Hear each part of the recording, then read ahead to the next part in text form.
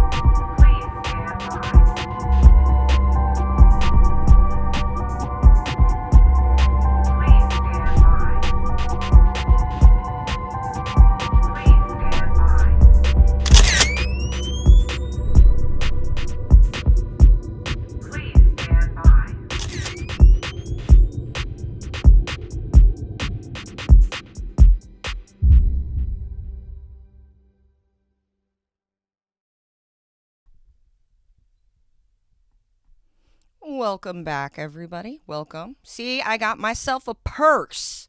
I did get myself a Birkin. I made a PNG, as you can tell. I made a PNG of a Birkin. I got my own Birkin. And this is an expensive Birkin. I don't think Remi has this Birkin. Or Alisha. This is a 6-figure Birkin made out of crocodile leather and red. Yeah. I don't know. I thought that was funny. I was like, hey, I could still have a purse digitally. So I'm so sorry about not being able to stream the other day. I ended up with a really bad migraine. I get tumor headaches, as you guys know. Oh, come on. Get off the screen. No, I don't want to share that. I hate when it does this.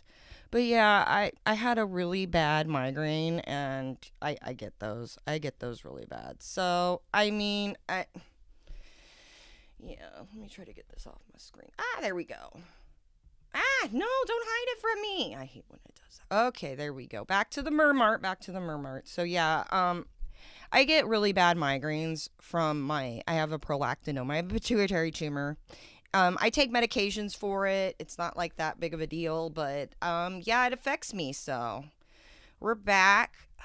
Should we try doing this in like a 2x speed maybe, or maybe 1.5? But then again, they talk fast, and Mariah is actually really good with the editing. Before we get to this, though, we'll just leave that up on screen right now. Before we get to this, before I forget, little girls, baby girls went to the Oscars. Pictures come up. I'm trying to pull up my pictures I got screenshots of them in their outfits. So, let's see. Where are they? You know what? It wasn't that I didn't think they were bad or anything. I hate when I take this. Let's see. I got screenshots off of Getty. So here's Alisha. Let me move this over here for now. There's Alisha. Yeah, see, I got it off of Getty. Look how much they want you to pay for the name off of it. Isn't that crazy? So yeah, there's Alisha. She wore the purple dress. I think that's nice. I think it's nice. Let's see. Remi wore navy, and actually I liked it. I like this. I don't think this is bad at all. I think both of them were good, outfits. I mean, there wasn't really anything I saw that wowed me at the Grammys per se, but I think this is nice I think Remi looks really nice. I do I wish this gown had like some sparkle on it or something? Yeah, I bet Remi does too, but I think it looks nice. I think they both look nice. I don't think they were bad outfits. Were they Vogue worthy outfits? I don't think I don't know. I guess I'm not really a fashiony person, but yeah, I did like Sabrina's Carpenter's look. If you guys saw that with the jewel in the back, that was nice. It was like she was trying to copy like some old Hollywood actress or something's look. It was like a recreation or something. So yeah. The other thing I want to talk about quickly before we get into this reaction is that Remi in her vlog today, where is it? There we go. Remi in her vlog. I just want to put it on the screen because, I'm trying to be a good live streamer here and whatnot. So here we are. So she did this stream, and in the beginning, or stream, video, vlog. And in the beginning, she talks about what's going on with the ice raids. And I kind of wanted to talk about that a little bit. There seems to be a lot of confusion about it. And some of the things I'm hearing Remi and even Alisha allude to, it doesn't make sense. So some people, and I'm just going to preface this by saying I don't like Trump. You guys know I don't like Trump. And you guys know that I actually really don't care for politics. I think they're all liars. I think all politicians just stand up and lie to us so that they can get in and they can get their agenda pushed and their business friends' agenda pushed. Because to get anything really done or get any power is to have monies to then lobby to have rules and tax laws change so you and your friends benefit. That was kind of why people came over here from Europe to start this country. I told you about the Freemason stuff and what we're doing with the with our Lana Del Rey going down that rabbit hole series, the Did You Know About series, which I've been going down the rabbit hole and I got a lot of information, so we will be continuing with that. I found a lot, so, and it's not good. So anyways, back to this. So the ice raid. So from what I understand, maybe we'll listen to a little of this. Remi makes it sound like we're against Mexico. And I'm just, okay, like, we all get it. Okay, the whole reason why Trump wants to deport back illegal immigrants because they're not documented. And there's a lot of people who have, not just from Mexico, there's actually been more people coming over from other countries through Mexico because there are a lot of people who are considered a refugee from another country. So they don't give them travel visas to America, because to the United States, so they can't file or claim citizenship when they're here or claim refugee status when they get here. So a lot of them will go through a backdoor way, and if they can get here to the United States, they can claim that they are a refugee and seeking asylum. I saw where there was one guy at the border who was crossing over, and I do believe they were actually taking these people's information. They don't always get the information from the people when they cross over, and that, from what I understand, is the issue, because the other thing too is crossing and immigrating over the border to, the whole immigrating to make a better life. That's not the same situation that was going on 20 years ago, 30 years ago, 30, 40 years ago. Those were people who were coming over. But a lot of times now you're getting people that are coming over and they're using it as a way to car traffic, to cause a lot of car traffic here in America. Wink, wink, nod, nod, get it, get it, get it. A lot of these people, believe it or not, Remi, who are crossing over the border with children, and I know this for a fact because I actually have a friend who got in trouble for trying to be a coyote and make money that way. Lucky for him, Biden was president, and so he didn't get any time, but he got in trouble for doing this. And the people he was trying to help were trying to help people coming over here trying to just work and send money back. But he also said that there are groups of people who will bring over children that are not theirs. They're not their children. They're not their children, but they'll say they are. And they come over with no paperwork, not from Mexico. They're not coming over from Mexico. They're coming over from other countries and that are having a lot harder time than Mexico. They're acting like, some people are acting like this might be like this is a war on Mexico. The Mexican government doesn't even like this going on because their people are coming over and they're getting put into heavy car traffic. Heavy car traffic. Large containers of produce and, all kinds of, consumer goods. Wink, wink, nod, nod.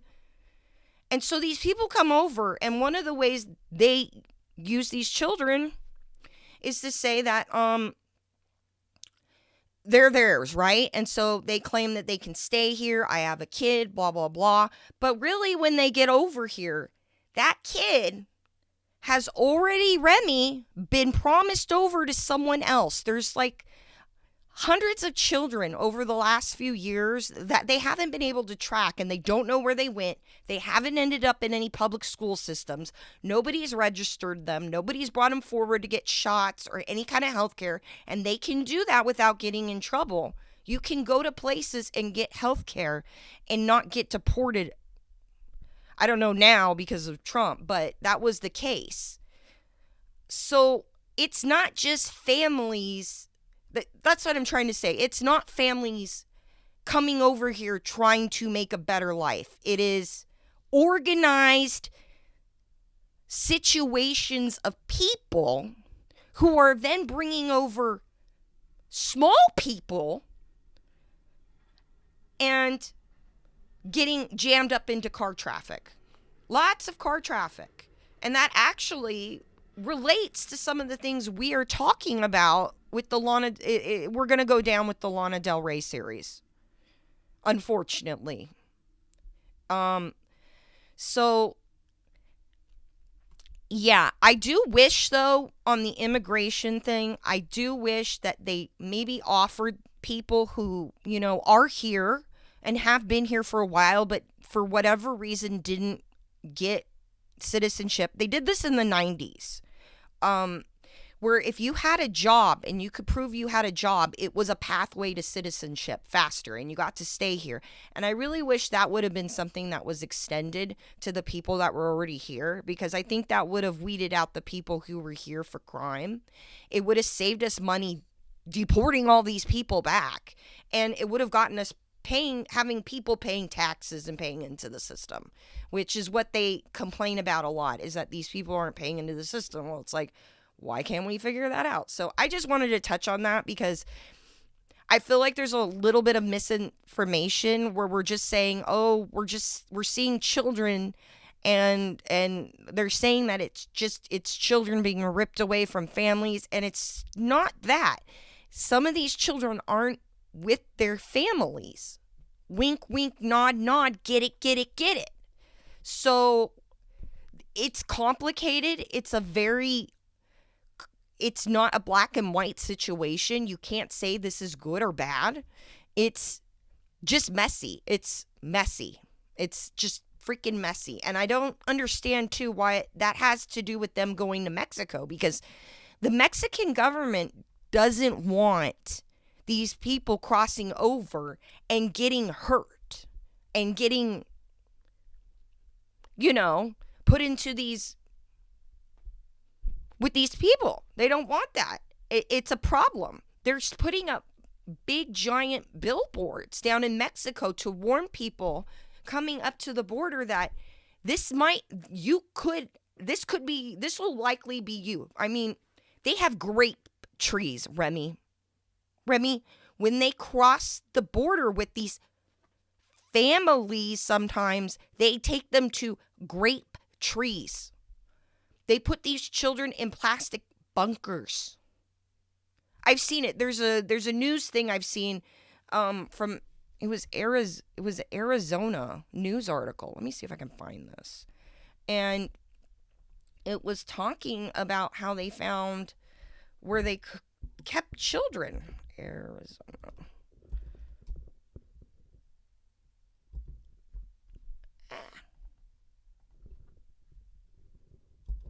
Arizona.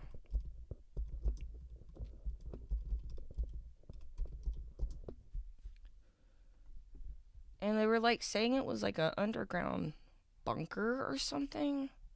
It was a news article. It came out a couple of years ago, but every once in a while it gets recommended to me. And even I think they call them it's they said it was a tunnel, but it's not actually a tunnel. Let me see if I can find this. No, they're just showing me. Yeah, I don't know if I'm gonna be able to find it, but it was local Arizona news, and yeah, it talked about. Let me see. I'm hoping I can find it. No, they just talk about the other tunnels under the wall, which that I mean, come on, the wall. To me, that's not gonna do. It ain't gonna do shit. So. Yeah, anyways, so I don't know if I don't think I'm gonna be able to find it, but yeah, that was something Remi mentioned, and I just kind of wanted to clear that up a little bit because it's not a black and white situation. It's very nuanced. It's, it's, that's not how this, it's not simple. And also too, just because you're one of your idols, Selena Gomez gets on there and cries, doesn't mean you should do it too. She deleted that because she was getting so much backlash. So, anyways, so we're going to go with this. Let me make sure it's on here. And we are going to continue. Let me see about... Let's see. Let's speed this up. Can I speed it up? There we go. Yes. Let's do 1.5. All right. Let's see if we can get through this. I'm surprised I just left that in the papers wrapped in my like a file, like a big thing that said, "Do not throw away. Very important." And it's my whole life in documents from like the past 10 years that like super important, but I left that. No, but so bad. Bad. That I'm surprised I just left that in the garage, just like in the corner. Like I was like, I don't need that. You probably didn't think to like look in the garage for something important. No, it was the last place I looked. Yeah. And I left my sculpture there, my stomach. The butterfly one? Yeah. Wait, what? I have a sculpture. Oh, you've never seen it? What? It's so this funny. Girl, this lady, Jenny Fencer, shout out. She does sculptures of like celebrity pregnant women or like celebrity What? So like. It's like a. So remember, we're at the fire. They're talking about the fire, right? He's more concerned about this ugly ass sculpture of his tummy pre-transformation. Like, yeah, like the cast. Yeah, the casting. She did like the Kardashians. Oh my. What? Okay. Wow. Okay. Why is it that creepy shade of pink? That's a weird shade of pink, man. I don't know how I feel about that, Zane. And the gold butterflies, it's creepy. It's like, I don't know, man. Maybe I've been down the Diddy hole too much with the, him wanting to eat peoples and stuff, but, yeah. How much did you pay for this? Or did you just, he probably got the clout. He probably was like, I'll give you clout, man. Yeah. Why pay for it when you can get it for free? She's done many women, and she's never done a guy before. I reached out, she's like, you know what? I've never done a guy before, so sure, we'll do it for a video. I filmed it for YouTube like years ago, and I was like, since this is like an experiment, I've never done it, we'll do it for free. They go for like 10,000 a piece. Stop. She gave me What? Gave me 2. Wait. No, it's gorgeous. What? 10,000? 10,000. Side note, we're also going to talk about how art is a great way to hide monies. It's a great way to shift monies around because you can just value art at any value, right? Raw. Okay, Zane, tell us more about this expensive statue you got for free. Yes. Wait, where? He's got the a torso? Yeah. It's from here to my end of the bottom of my stomach. Oh my god. Wait, like He has for Yellow an Jackets all black fan, one you and then know. a pink sparkle with like butterflies Flies on my nipple. Oh It's on my wow. nipples. Yeah, This it's is pre or beautiful. post transformation? Very pretty. She had a lot of work to do. Of course, Remi has to point out, remember, Zane, is this before you lost the weight or after? And he's like, before. Poor Zane. Oh, she had a lot to mold. She used a lot of paper mache. It took a long time to dry. So I could just standing there, like getting coded for like hours and hours. Really? I looked. do It was that. funny, but it was a great video. Were you? Have you ever seen where people do where they plaster the face, but they have to put your face in like a plaster cast and they put the little like their little straws in the nose so you breathe through the nose? That makes me feel claustrophobic AF. Seeing that, like, what? No. There's this movie, Cabin by the Lake, and in it, one of the girls has to do like a wax body to trick like the bad guy in the movie, and she had to do with the plaster over her face so they could do the mold, and it was just it gave me the heebie-jeebies. I'm like, no way am I ever doing that plaster on my face. No way are you gonna be sticking little straws in my nose. Oh, you can breathe. No. What if that does not come off? Okay, what if that doesn't come off? I'm not gonna be like the Gorilla Glue girl at the ER hoping that this doctor can figure out how to get the plaster off my face. No way am I becoming a living statue for somebody else's entertainment. No. You there when we were doing? No, I just saw the after. What were you gonna say? I was like, if you guys still live together, I could just see you being the Danielle coming down the stairs with that. Like, it's just like, I have to get there. I can't let it go. Yeah, no. It was I was very good about that. I was like, I only need the hard drive. I brought my hard drives, laptop, passports, IDs, and a week's worth of clothes. That's all I brought. My packing was dry food. Oh my god. crazy. The shit that I had. There will be a zombie apocalypse one day, and I will be going to your house. No, my favorite. Why does everybody say the zombie apocalypse? Like, really? Did you know zombies were actually like a metaphor for people with leprosy and diseases and stuff? It's actually making fun of people who are like disabled and stuff like that. Did you know that? Low key, like that's where that zombie thing comes from. Yeah. Maybe we'll talk about that eventually and some of where the origin of some of these stories and myths come from and people who actually believe them to be real. There are people in Hollywood who believe there are zombies. Not like zombies like that one freaking mother in Utah. Lori Vallow. Not like her, no. Like, they believe that some of us are zombies.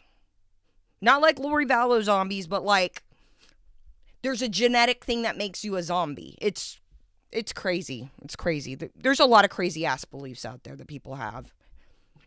Favorite text I received in all None of it can was be proven. me texting Heath, should I leave? How about now? Should I leave? And you go, Remi, if you need to come here, you absolutely can. I've been preparing for this my whole life. I verbatim texted you that. Oh my gosh, he would be one of those packer guys, you know, like the preppers. Oh my gosh, he'd be with his RV and his pew pew, and he'd be ready to go. You know what me and Danielle said the moment we saw that tag? Because I saw that and me and Danielle looked at it at the same time. We said, you can't shoot fires. Oh my gosh. Bro, it was perfect. I'm in the You street. can't shoot fires. I'm in the mirror getting ready. You put on your wedding suit. I'm in camo. Well, almost, you know, like with all the freaking looting that was going on, and you know how when those types of things happen, it's kind of everybody for themselves. So I mean, I kind of get it. It is kind of scary, especially in a big city like LA. Like, I remember during the panty thinking, wow, I am so lucky that like I live in a smaller area, because I can't imagine living in a bigger city. Like, I like going to LA, I like visiting it, but it's not my deal right now. especially with the air quality and stuff. I mean, when I know people who are like, the air's too toxic in Laguna. I can't do a British accent, but it's too toxic in Laguna and we're going out to our other properties. Like, it seems like I'm like, okay, I think I'm going to stay out here in the east side, on the southernmost part of the state.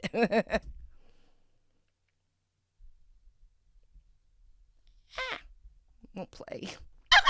There we go. What's funny is I did pack my camo, which is wild. I had full fatigue. I had my plate carrier, bulletproof vest, night vision goggles, all of it. The night vision goggles. I'm telling you, if shit goes down, Heath is prepared. I was planning to go in before I was going to go to my parents. And then you get a knock on the door when there's an apocalypse and it's Heath in full camo. Are you ready? Are you ready to go? What's the job? Just it's funny because like in this, like you imagine this, you laugh, but shit goes down, you'd be so happy seeing Heath. Oh no, I just to be able to text him. I was so happy. You don't understand. Yeah, it is nice to have someone to like lean on in those types of situations, you know, because like there are some people, they just completely panic, especially like that's why they say it's good to have emergency plans and like, you know, like a plan, because then when the emergency happens, you can just fall back into your plan and you just execute the plan and you get out safe. Where if you don't have a plan, coming up with that in a critical time is just, yeah. You know, it just reminds me of when I was an EMT and like just in some of the adrenaline situations, you know, just falling back on my training and being like, how did I get through that? Like, good training, you know, kind of like when people say, which is kind of scary, when they drove, but they don't remember driving, but they know they got there kind of type deal. I know that's not like the safest thing, but that's what it kind of reminds me of.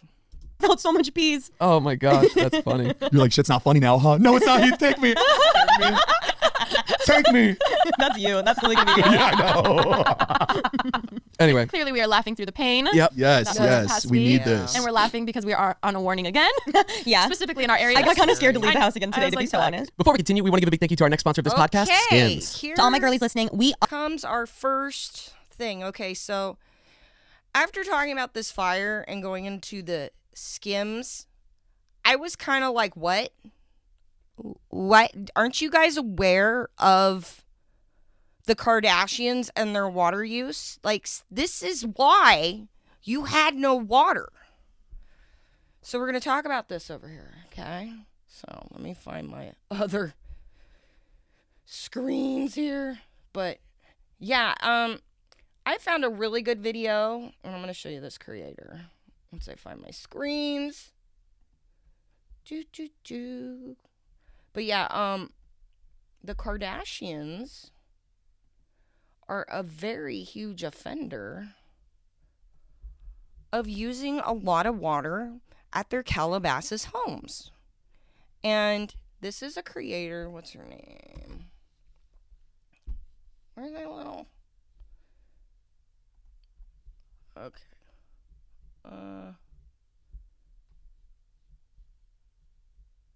Trying to see my screen here. What is her name? Oh, come on. I hate when the screen's all little and it's like, you have to scroll around to find this. And I'm like, okay. And then it shortens it and doesn't. I'm trying to see her name.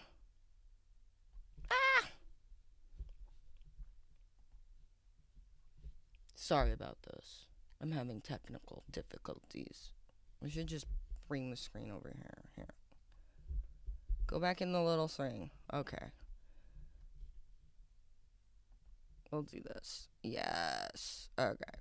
So it is from this channel right here, Common Sense on Social. You can go subscribe to her. She's got really, really good advice on just practical, everyday advice. I found her recently, so I don't know too much about her. I don't know if she's controversial or whatever, but she did this really, really nice, informative video about Kim Kardashian and how she used 230,000 gallons of water to keep her house green. AKA, Kim's house was fine, but everybody else's burned. So I went through the beginning. She has a whole little beginning thing. And so we're going to listen to this for a little bit. And Common Sense on Social is going to educate us about all the water the Kardashians use in LA. Wanted to see the Dash stores and wanted to visit the Dash stores. And a couple years after that, I found out that they didn't live in Calabasas anymore in the house that Chris built. Because there was a house that they all lived in when they were younger. Then they moved to this bigger house with the black and white floors. And then they moved out of Calabasas into Hidden Hills. Correct. When it comes to things happening in the world, in pop culture, and in these internet streets, I do these little card chats just to discuss what's going on. Yeah, she does a lot of card chats. They're really good. I like it.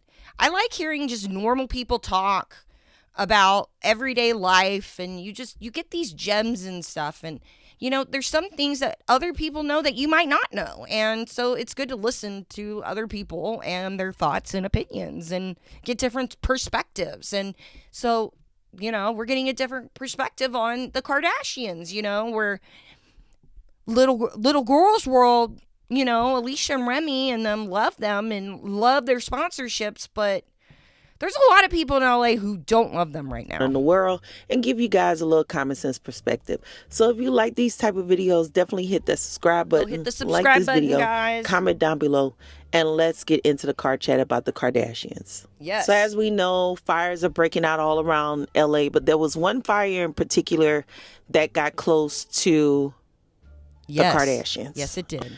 Now, as an individual who has traveled to LA countless times, when I was younger and the Kardashians first came on TV, I traveled to Los Angeles and actually went to... A lot of people were so into their show, and I feel like it was just because there really wasn't a lot around back then. Like, there wasn't a lot on TV, and they also reran a lot of episodes of their show a lot. I remember that show being on like all day on E. So it's like it was almost like they smothered us with the Kardashians. Like, we couldn't help but see them. Like, they were pushing them on us. The Calabasas because I was nosy as hell and wanted to know or wanted to see the Dash stores and wanted to visit the Dash stores. And a couple years after that, I found out that they didn't live in Calabasas anymore in the house that Chris built. Because there was a house that they all lived in when they were younger. Then they moved to this bigger house with the black and white floors. And then they moved out of Calabasas into Hidden Hills. Yes, they did. Hidden Hills is gated, and I think there's another city named for it, Agora, if I'm not mistaken, Agora. Which, Hidden Hills is kind of scary. While she talks, I'm going to bring up a map, but one thing I recently saw someone talking about was the evacuation time for some of these areas for the fires. How they really didn't actually have they really didn't have enough time to correctly evacuate everybody from specifically like the Palisades, these places where there's canyons, where there's only 2-3 roads up, these canyon windy roads. There's a lot of these in LA, and that when you live up these canyon roads, that it can be very dangerous. Let's see, Hidden Hills, LA. But yeah, it can be scary. Okay, I want my map. Give me the map.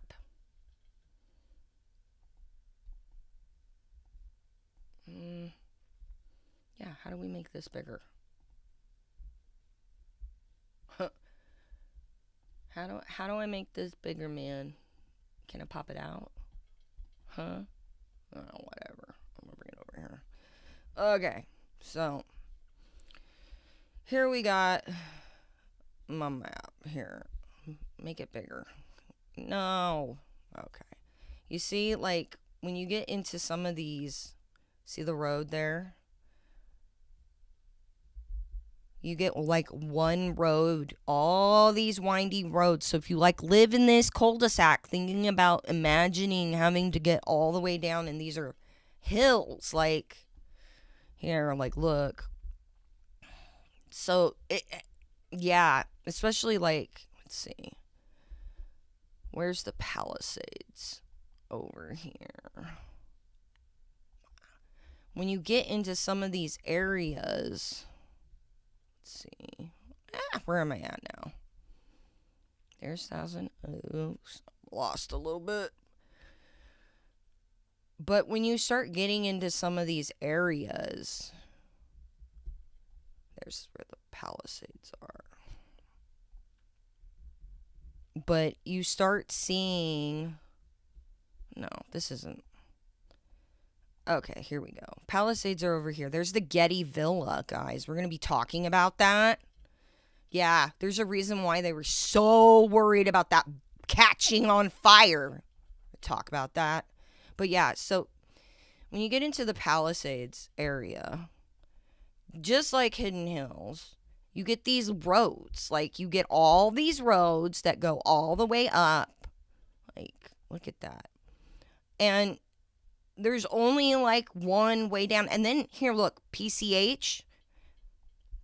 This is the scary part about Malibu. There's only one way in and out unless you go through one of these canyons.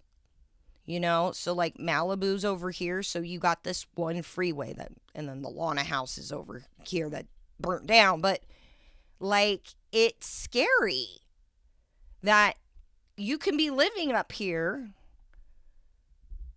you know, like up in here, and might not be able to get out in time because this whole area actually takes like 5 hours to evacuate with nothing going on.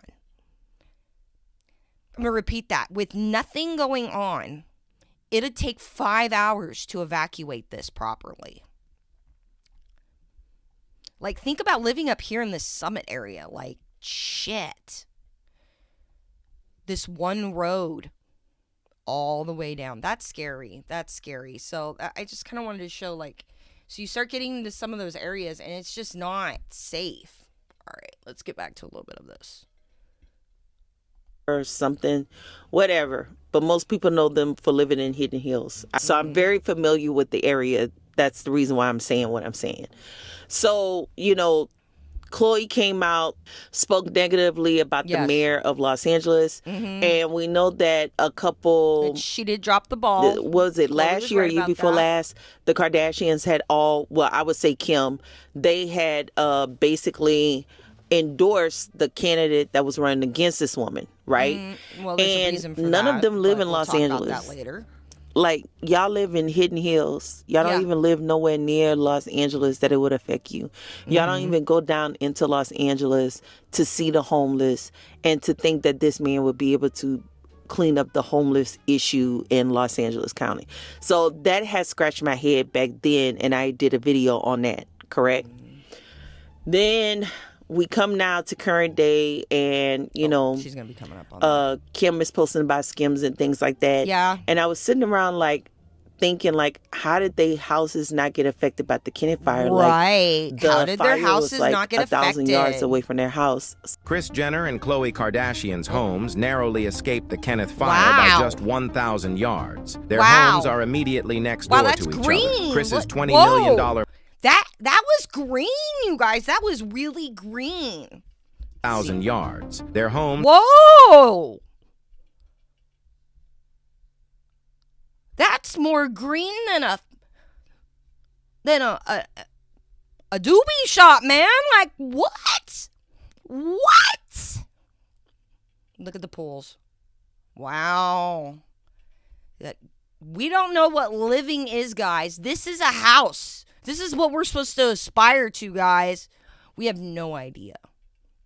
How much you want to bet that they make the hell park on this dirt road over here? Yeah, I bet those are the service workers. We know they're those types of people. Homes are immediately next door to each other. Kris's $20 million mansion and Khloe's $17 million residence are on a combined 3.4-acre lot and share no boundary fences. Kris Jenner's home includes 8 bedrooms, 10 bathrooms, and covers over 16,000. Is she really taking a shit in all those bathrooms? Like, seriously, like, are you really taking a shit in all those bathrooms, Kris? Because I don't think so. I don't think you are. 1,000 square feet. It includes a pool, hot tub, safe room, and commercial-grade appliances. Khloe Kardashian's residence features 9 bedrooms, 12 bathrooms, and just under 16,000 square feet, complete with a pool and beautifully landscaped gardens. The Kenneth fire came within just 1,000 yards of these 2 homes. The wildfire is now 100% contained after burning 1,000 acres near Hidden Hills. The Palisades fire, however, is still burning with just 13% containment, with more strong winds coming tonight. What are your thoughts on the wildfire situation in California? So, like, how did it not get affected? Yeah. And as you guys know, if you watch the show, or you've been on my channel and you don't watch the show, but you've been on my channel long enough, you know I've discussed how Khloe and Chris is in the same driveway. Their houses are basically in the same yard. Right. And I was like, Baby girls, are you listening how to were they this? not affected? Your house almost burnt down because saw of a video the Kardashians. that triggered me something serious. It was a video of Kim when she was interviewed by, I believe it was Angie Martinez, and she was talking about how the first time they had a wildfire, she packed up everything, she gathered everything. Other note, I couldn't find it anymore, but there is where Kim Kardashian was on Ellen a few years ago. Actually, I'm going to see if I can find this. And they got a private firefighter. She got a private firefighter to defend her neighborhood. Kim Kardashian. Fire. And I think she was on Ellen. Which I probably can't show the clip if it was an Ellen.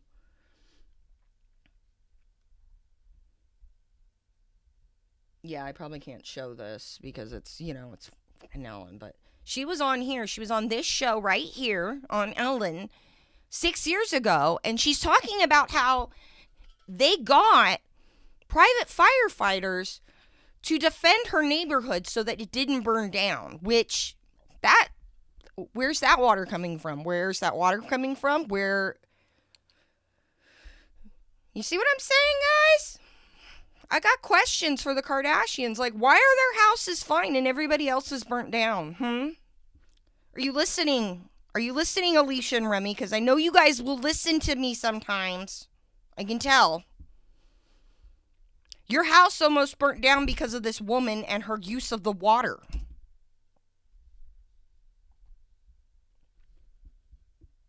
She got out. Second time, she packed everything and left certain things. I live in an area where there would be fires a lot. And there was probably 4 times we had to fully pack up the house. Everything out, houses catching on fire, property caught on fire, like really close to losing everything. The Native Americans called this area, and I said this in the last stream, the land of fire. Repeat that. The Native Americans who lived in that area for thousands of years before white people and other people came here said that was called the land of fire and people shouldn't live there. Yeah. Should probably listen to Native American stories more. First time, packed up my entire shoe and bag closet. And a lot of them because they were memory stuff from my dad, stuff in high school, but all designer stuff. Also videos, photos, whatever. Digitized everything, put everything important somewhere else. Second, pack up the designer stuff, but leave some of the clothes. I don't really need all the clothes. But I packed a hotel for months, bags and every designer thing that I had to come. And let's put a pin in that, because how are you able to pack up all that stuff months for a hotel and it's a mass evacuate immediately? Right. Somebody weird. Please make common sense of this. Third time, leave all the bags and shoes. I don't need them. We got all the photos. We got all my little blankie when I was little, the kids stuff. Fourth time, leave everything. Me and my babies. That's all I need. I have all my photos digitized. I have everything digital. We'll get to that. So I'm watching this video come back out or resurface, and I'm thinking to myself, I'm looking at the comment section and, people leaving the comments under that video saying, fire and natural disasters will humble you and all this other kind of stuff. Wow. And I started scratching my head and thinking to myself, Something don't sound right. Right. So she They've said been oddly quiet. that now she, all of her images are digitized and she doesn't care about anything in the house. Have y'all looked in Kim Kardashian house? It's empty. Look at that. It ain't about Where nothing is in everything? There, okay? You know why? So weird. Because Kim has a whole entire storage facility with over 30,000 pieces of clothing and shoes and all of the kind of name. Yeah, she's got that. I'm going to see if she talks anymore. This goes into Kim Kardashian's warehouse. Let's see. Get some kind of restriction placed on them to stop the flow of water if it becomes. Yeah, she talks about the water. Closet. Like when she wore the outfit, all that. So the reason why I'm saying this is don't sit around trying to be relatable to the rest of us. Yeah. When in actuality, you have everything stored in a storage somewhere somewhere. All her stuff is in storage. She doesn't have to take We've seen it on the Kardashians. Yep. It's one of those things of they like to think that people are so... I guess they feel that people have such a short-term memory because of the way social media is ran. Yeah, I remember you talking about that. Things. It's almost like hiring a private firefighter service, Kim Kardashian. I remember that. And I'm sure you did that again. They brought in their own water tanks. Yeah. Like they think that we don't remember things that they did or said. And I'm very much a person that will remember what you said and what you did, okay? That's why I talk about them a lot. I remember a lot of things about them. Another thing I remember about them is they always have the greenest grass on TV. Yeah, between them and Lisa Vanderpump, they have the greenest. There's restrictions on water usage in California. We were in a very severe drought about 15 years ago here in California, and we were still supposed to be practicing the drought practices. So apparently the Kardashians weren't doing that. This grass known to man. Okay. Why is their grass so green? Everywhere that we've seen that has caught fire is dry brush. Dry brush everywhere. Yeah. But if your grass is manicured and well watered, then there's nothing for the fire to latch onto and grab and burn. Well, some grass is flammable. Okay. So that could be an issue. Kim Kardashian was fined a couple years ago because she used 230,000 gallons of water. Ding. Holy moly. What do we have here? Wow. It should come as no surprise as Kim was in a similar situation back in 2022 for using 232,000 gallons of water to take care of her garden, despite California's strict water conservation measures. Authorities ended up fining her, according to the reports for Radar Online. Wow.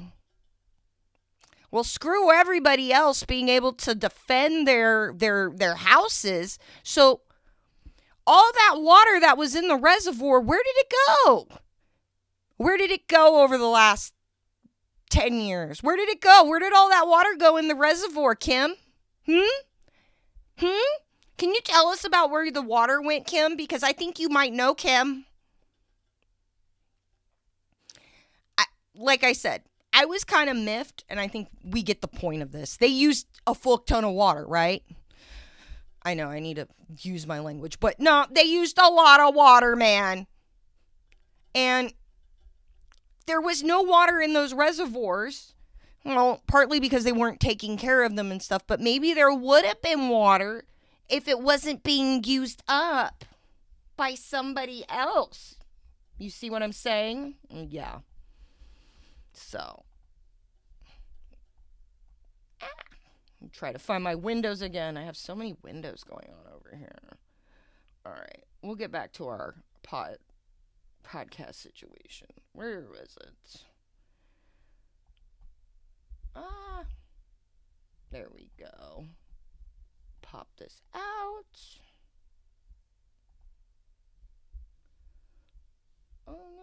it go? I hate when it pops out and then it's like it disappears behind all my windows. There we are. There's Remi about to tell us about Skims. So they're basically helping Kim Kardashian make more money so she can get more water and pay those water fines.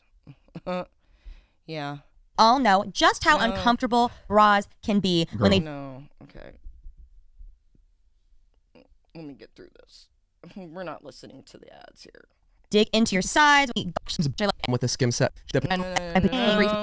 Like just in case for the future. Okay. Like I put everything in like a specific spot. Like so if I'm like, okay, I gotta go, I just gotta grab this and I'm good. Yeah. It's been there. My shit's been there for the past. Yeah, I think I want to like just Well, keep that's it what together you're like supposed to do. just in case. I saw there's a mom that I follow, and she lived in the Palisades, and she has had go bags packed in their front closet since they moved in. Like it's just something that she keeps there. That's which I good. thought was really smart. I feel so bad for all the people like because it did happen so quick. They were just out about like a normal day and it was nothing.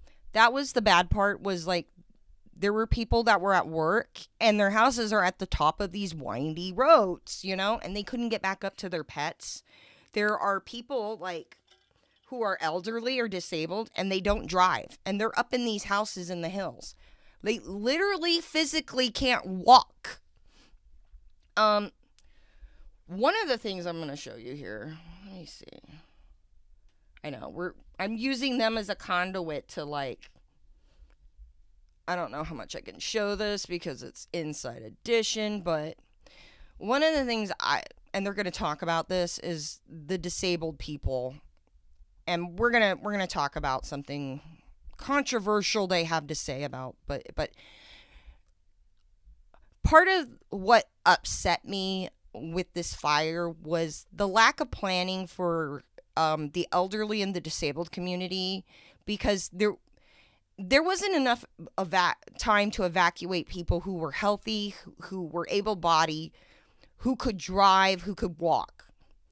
So if there's not enough time for regular folks to evacuate, what about the people who are disabled and elderly? What happens? And one of the things that was really disturbing to me was this lady got left behind when her nursing home evacuated. Check this shit out. Before it's too late. Oh, hi. Okay, perfect. Is there anyone else with you? No. The resident seems disoriented. I've been trying to find a way out. Let's get you out of here. It happened here at the Montecedro Retirement Community in Altadena. At the height of the California wildfires, there were as many as 300 residents here. Yet somehow, the 100-year-old woman was left behind. She says she was charging her hearing aids and didn't know she had to flee. Where do I go? Don't lose me. I'm 100. There she is. They left a 100-year-old woman behind in a nursing home. How the hell? Like, this woman is 100, a national treasure, and you left her behind in the fire? What? I saw that and I'm like, someone screwed up. It doesn't matter she didn't have her hearing aid in. You're supposed to go into those rooms and check on your patients that you have. I'm sorry, as someone who was in the medical thing and I saw that, I was just like, whoa. So that was one of the many things that was seen there. But yeah, there were people who couldn't get back to their houses and they couldn't evacuate properly. And you got people like this 100-year-old woman who gets left behind in her nursing home. What the hell? They weren't even home. They weren't even able to get back to their house to like get their pets. And I see a lot of people commenting, why would you leave your pets? That's it. Like, obviously these people didn't leave their pets on purpose. Like, they're devastated and distraught because they couldn't get back in. Like, they're not purposely locking their dog in a house. Now that you bring that up, can we please talk about that? Like, I'm sorry. I'm sorry. Zane? I don't know if this is messed up. This might be a controversial topic. There is no way. So do you hear about the mom that like left her son at the house with cerebral palsy, autism, and he's blind? She said she couldn't get him out of the house apparently, but she packed up like all of her belongings, all of her things, and then she left the house and claims that she went to go get help to get the kid out. Makes no sense. In the middle of like her house about to like burn down, and he's in the guest house alone, has no idea what's going on. Imagine being like you're blind and you like don't like. It's got to feel so much more intense and scary for this kid. Listening? And he was like a child actor. On the news the next day, being interviewed, zero emotions. And she's like, honestly, Okay. They got this story very wrong. And I'm going to educate you on this. So, okay. Where are my notes here? So, Rory Sykes is the man who passed away. His name was Rory Sykes, and he was in his 30s, and he had cerebral palsy. Now, his mother was Shelley Sykes, and they lived in Malibu.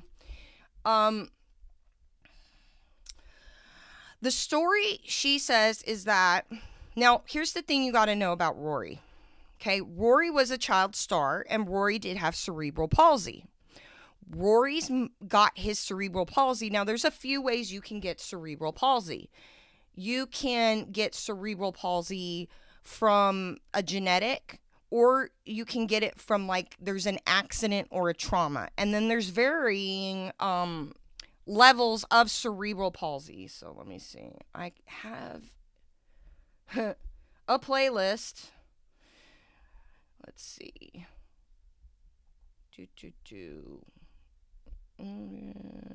I'll find my playlist, but he got his cerebral palsy because his mother was in a car accident when she was pregnant with him, and so he was born, I believe, premature and with cerebral palsy. So he was blind, and he was able to have surgeries to correct the blindness. And then he also had hearing aids. So he was not 100% blind. He had like a total of some 6 surgeries to correct it. So there's that. He was 6'5". He was a tall man. And his cerebral palsy was not that bad. It affected his legs. Now, I need to find my playlist here. It didn't affect his entire, it affected his legs mostly, from what she said. And he would have a lot of issues around walking and things like that. But he was still somewhat mobile. So he lived in one of the guest houses by himself. Being like you're... No. Wrong playlist. So he lived in one of the guest houses by himself. And one of the things you got to know with cerebral palsy, and if you're, disabled and have health problems like me and you're a spoonie, a lot of people who have health problems also have a lot of IBS problems. And that is one of the things that goes along with, feels like a dream. There's my playlist. Okay. And it will make you have IBS issues. And when you have IBS, you don't want to be around, you want to be in your bathroom, and that's it. Let me see. I'm trying to find a good cerebral palsy. So he was an older, and we generally, from what I did when I did research, a lot of the stuff about cerebral palsy is centered around children. And that they really don't actually talk a lot about adult men who have cerebral palsy. So we're going to watch this little video here. Cerebral palsy is a group of movement disorders caused by damage to the motor areas of the brain during fetal development, birth, or early infancy. So Rory got his because his mom was in a car accident. And another thing about Rory was his mother, his mother, and his grandmother all had the same birthday. Different years, of course, but they all had the same birthday, like 3 generations, all born on the same day. I think it was July 29th. So, and he was in a few TV shows, and Shelley was an actress. She also has a bunch of stuff out there. Weird. She's kind of an odd lady. I get why everybody's kind of turned off a little bit by her, but was a motivational speaker of some sorts. It is the most common childhood disability. Symptoms typically appear during the first months or years of life and vary greatly from one child to another. The condition may affect the whole body, lower half of the body, one side of the body, or just one limb. His affected the Most patients experience increased muscle tone, which manifests as muscle stiffness or spasticity, while a small number of children present with floppiness instead. Some patients lack balance, coordination, while others experience tremors or jerky involuntary movements. So cerebral palsy, as you could see, has a spectrum of, different symptoms that could affect you. There's a variety because of that it damages a part of your brain. It actually affects a wide variety of things in your body. From what I understand, his was mostly just his legs. He would get sores on his legs. I guess the circulatory on his legs was not that great, and he had IBS issues. Combinations of these symptoms also exist. Had the blindness and the deafness. The degree of severity also varies. Some people require assistance in almost all daily activities, while others can be more or less independent. He was semi-independent. Cerebral palsy is a non-progressive disease, meaning it does not worsen with age, but some symptoms may become more apparent as the child grows. Cerebral palsy can lead to a number of associated conditions, including epilepsy, musculoskeletal problems, intellectual disability, feeding problems such as difficulty sucking, chewing, swallowing, and excessive drooling, speech delay and difficulties, or impaired vision or hearing. He had the impaired vision and hearing, which they had surgery to help. He had hearing aids. From what I understand, he had the difficulty with the speech because I heard him talk, but he could talk. You had to, he had to get there, and he did not seem to have the intellectual disabilities like most people think of somebody with cerebral palsy having. A lot of people think that everybody with cerebral palsy is, like they said, like floppy, low muscle tone, very weak looking, in a wheelchair, blind, can't see, can't do anything, doesn't even know what's intellectually going on. And that's not true at all. That is not true at all.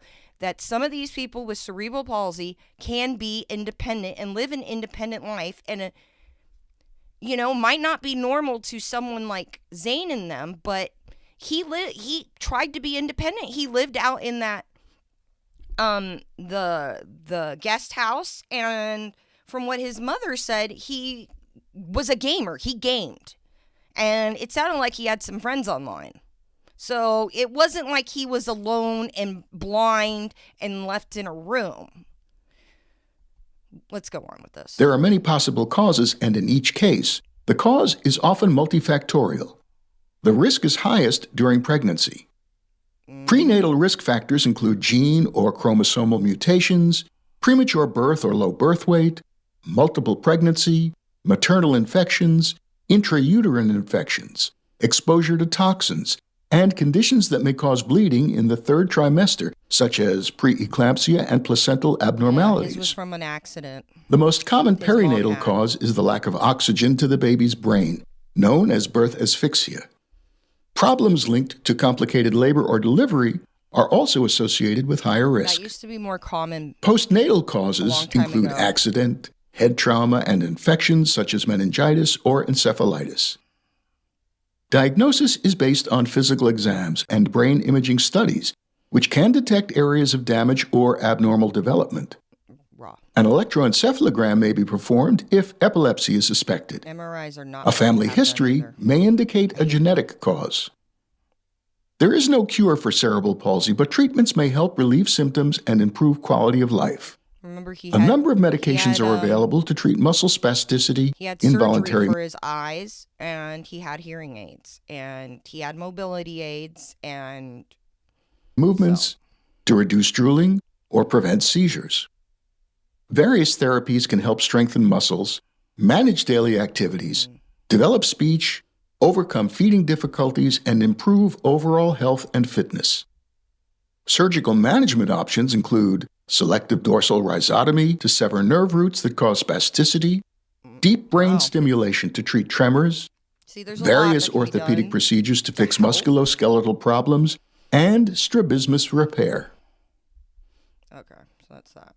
So there's a lot of things that they can do to help somebody with cerebral palsy live a normal life and be independent and have dignity as a human being, because that is one thing that disabled people, we don't, always get from other people is, the people seeing us as people and getting dignity. And, when you're put through a lot of medical stuff, sometimes you can just feel like you're an experiment. So this is the best interview I found. Now,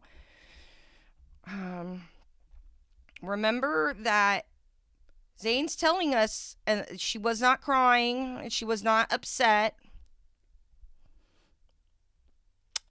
So we're going to listen to a little bit of this, and I'll commentate. Explain to us what unfolded as the fire was approaching. Also, too,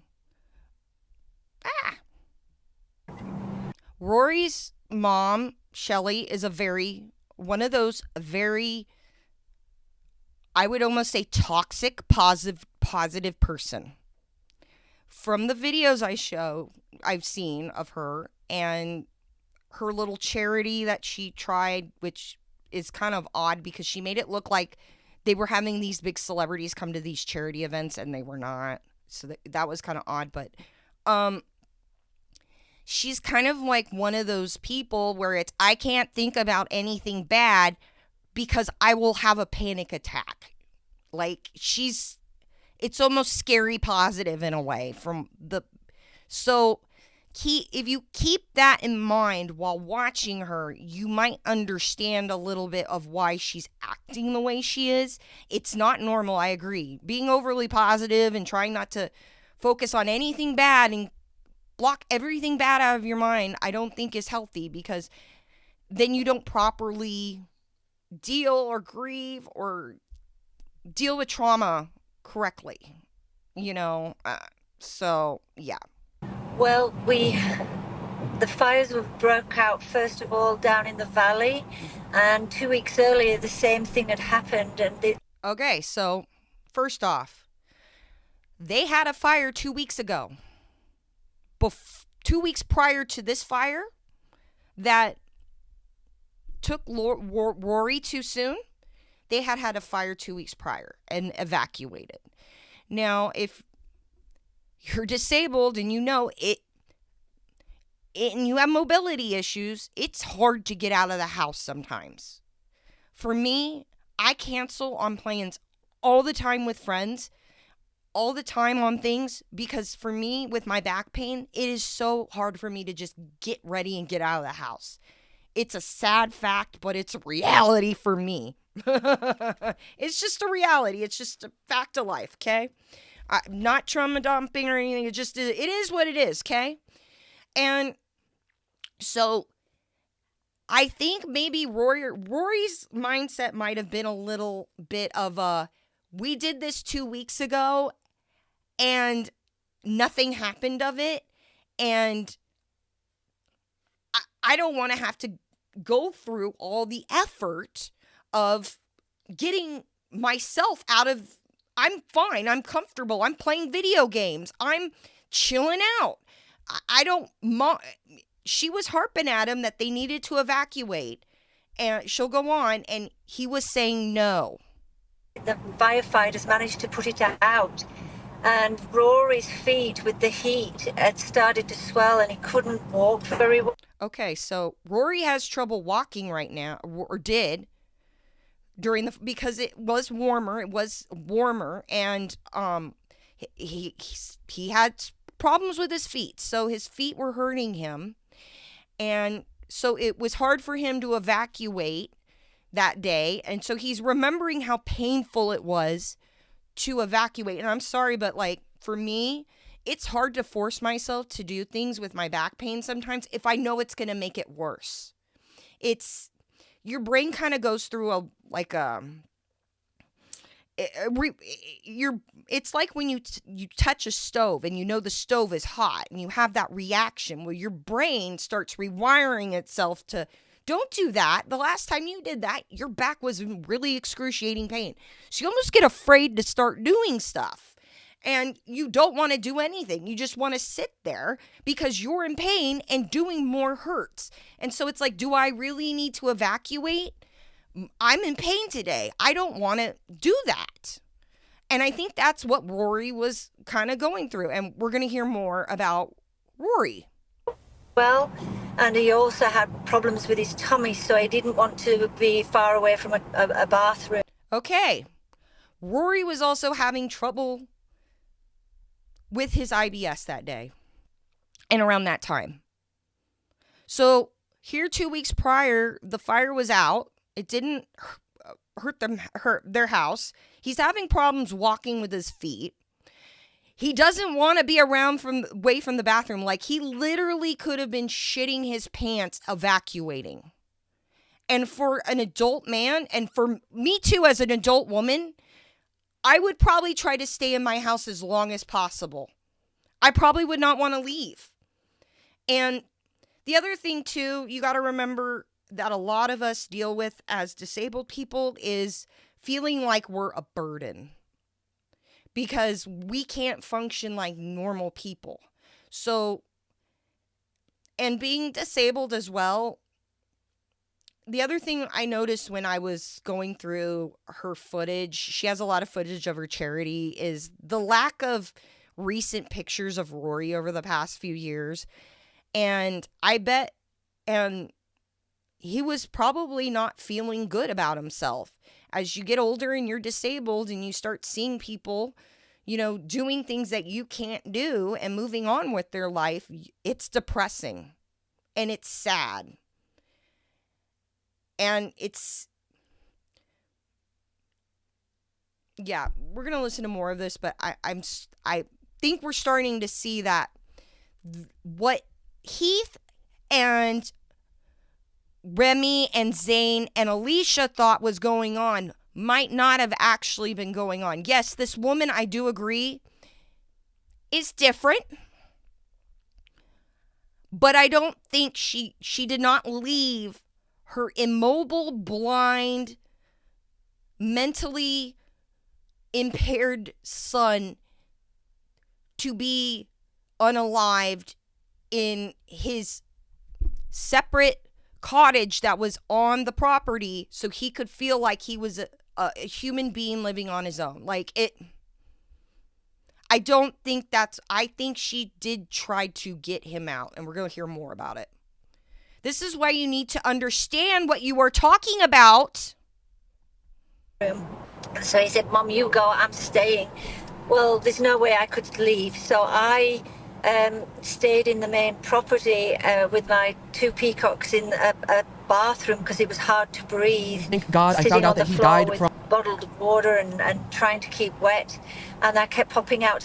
So she's trying to stay behind because her son doesn't want to leave. So she's staying in the main house because he's locked himself. He locked himself in his cabin, in his little guest house, cottage. I think she calls him a cottage, but he locked himself in. She couldn't get him out. He locked himself in because he didn't want to have to evacuate for no reason when he's having issues with his stomach and it's painful to walk. And he's probably thinking, well, it's really dark, but a lot of disabled people and people with health problems get to that point, and it's hard. You know what I'm talking about, and I kind of think that might have been where Rory was.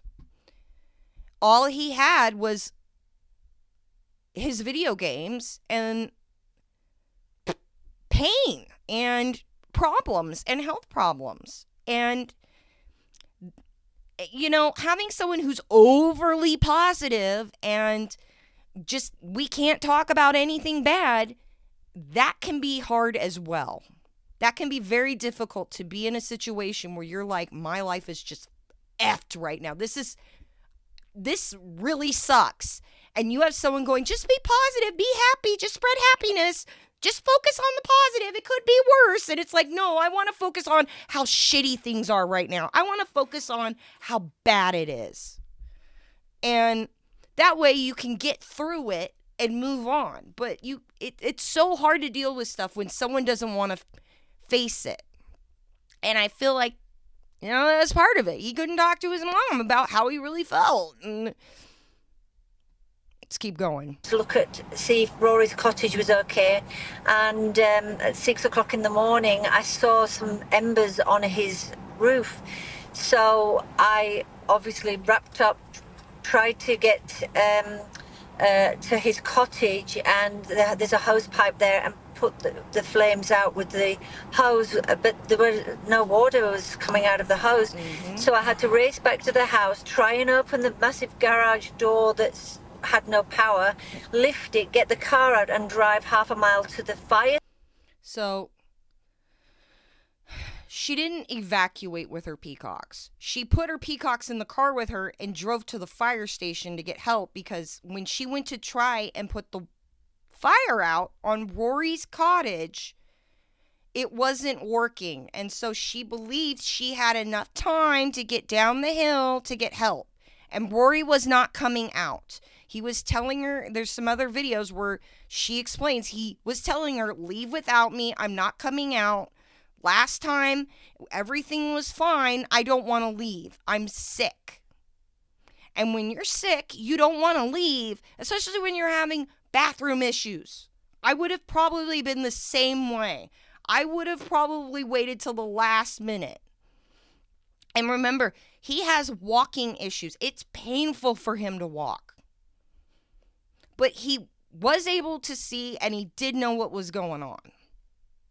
Station, and they'd helped me before, and they said, Shelley, what are you doing? You're not supposed to be here. And I said, please help Rory. His cottage has got flames on it, and I've got no water. And they said, Shelley, we've got no water either. So I nearly had a nervous breakdown and said, please, you've got to help Rory. And they said, stay here at the Camp 8, we'll go. So one of the trucks went to Mount Malibu, where we live, and for 40, 50 minutes, I thought they were trying to get Rory out of the cottage and rescue him. But they came back and said, Shelley, we need you to come. And my heart sank. I just thought, they've got him out, and I've probably got to recognise his little body, well, his big body, because he's 6'5" and chunky. And when I got there, the 3 cottages were down to the ground and just black ash. There was nothing there. It was like just devastated. My house was fine, the big main house, but there was embers flying everywhere, and it was hard to breathe. And the fire department said, please, Shelley, go back to Camp 8, and there's nothing you can do. We'll see what we can. And I said, what about the houses? What about putting out the house with that? And they said, there's nothing we can do. We haven't got water. Oh, Shelley. So I'm just in shock. And I've just been up in a helicopter. One of the...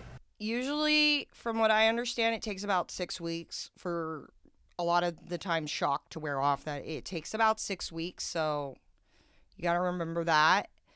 And there is a moment coming up where she starts talking about her son, and she starts hyperventilating a little bit. And that was when I was like, okay, this is someone who just tries not to face the problem.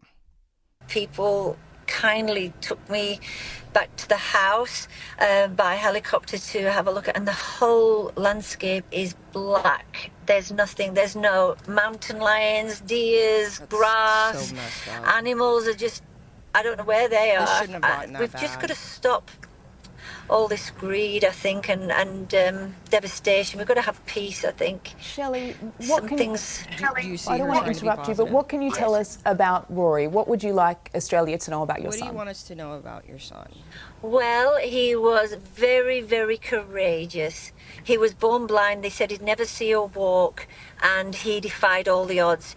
We had his eyes operated on Sydney's Children's Hospital. Were fantastic. They straightened his legs.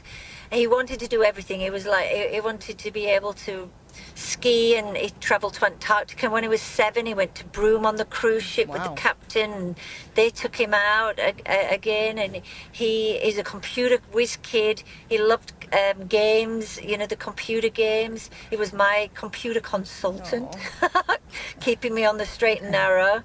So he was and he founded the So he was smart. He knew how to use the computer. Like, he could fix shit. Like, he could probably have figured out why my screen over here bloops. Like, does that sound like someone who doesn't know or understand a fire?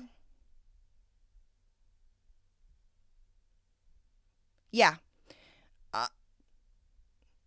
Does he sound blind after having 6 operations? Yeah. Let's continue. Charity with me with Dr. Edward de Bono back in Sydney, and we continued that charity here in America. It's very compassionate, very loving. I think we took 69 of Father Chris Riley's kids over to America. He was a keynote speaker for Tony Robbins and the kids there to inspire people. So very inspirational and loving. He was born on my birthday, a gift, and my mother's birthday. So we were all 3 generations. Born on July 29th. She was proud of him. I'm just devastated. I just can't. It's unreal at the moment. I can't breathe. I'm amazed that you have the strength to speak to us, and we're so appreciative. I can see that you are moving around, obviously, in a car around Los Angeles at the moment. Are you still in LA? Where are you living? Talk me through. This is where, that right there, I can't breathe. That is the kind of grief that a mother has when they lose a child. That's grief. I don't know what you watched. I don't know what Zane watched. But when I watch that, I see a mother who is still in shock and doesn't want to face that pain that takes your breath away when you lose something or you go through grief that is so heartbreaking. Exactly the logistics of what's happening. So lucky. I am with Joe, who's an Australian. See how she just switches over to, well, I'm so lucky. To Van Nuys, to the helicopter. So she just talks about going to the helicopter and stuff. I just wanted to show you guys this because they keep talking about this. So we're going to watch more of them talk about this, but I wanted you to see that a little bit before we go into more of them talking about this situation and how this mother should be looked into for schmurder. I'm not joking. I'm not joking. Even if you believe this, like, you really shouldn't. From smoke inhalation and didn't burn alive. And I'm like, wasn't she saying that she was able to get her peacocks out or something? Yeah, she was able to get her peacocks out of the house. Thank God. I saw a clip on TikTok. I got mad, but I saw the comments were like, everybody grieves differently. Like, yes, but that's weird. No. It's not weird. It's not weird when you understand what you are watching, Remi. Wow.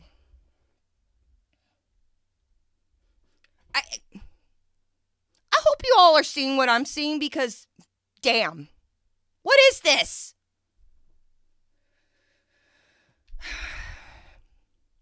She's weird, I get it, but it doesn't mean she left him to be unalived in his cabin.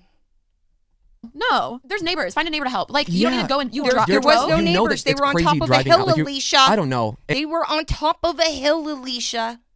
They were on top of a hill. There was no one that she did go to get help. She drove down to the fire station down the street from her to get help down the hill, and there was no water to help. By the time they got back, it was too late.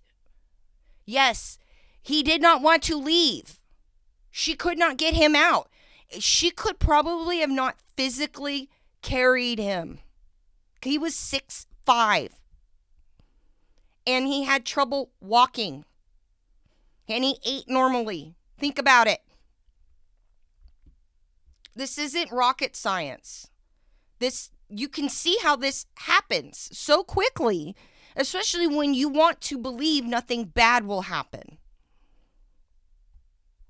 And the last thing I would do if my child passed away from something like that, or in general, would be to go on the news and do an interview. Yeah. In the same breath that you lost your son in a fire, I got my peacocks out.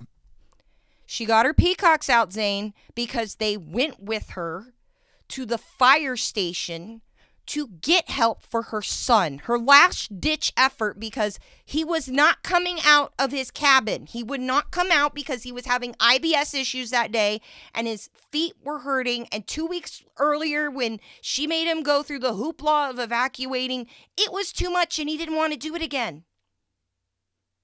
These are the things that disabled people go through, Zane. This is why it's so hard for my people. In time. I just don't understand that. I saw Molly Burke. There's a lot you don't understand. And she said that she lived in LA for a while, but she decided to move away because for things like this, it's hard for people with disabilities to. Yep. It is hard for people with disabilities to evacuate. Even the elderly, there was a bus that went into the flames and just started getting, the bus driver got out and he just started pulling elderly people out of their wheelchairs and putting them in the bus. But tra-la-la, you guys are going to Mexico, right? Accusing a mother of murdering her son, not understanding anything about immigration, not looking into anything, not educating yourself.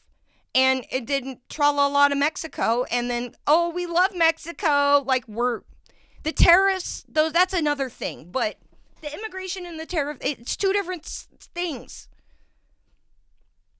You need to understand what you guys are looking at and you're not.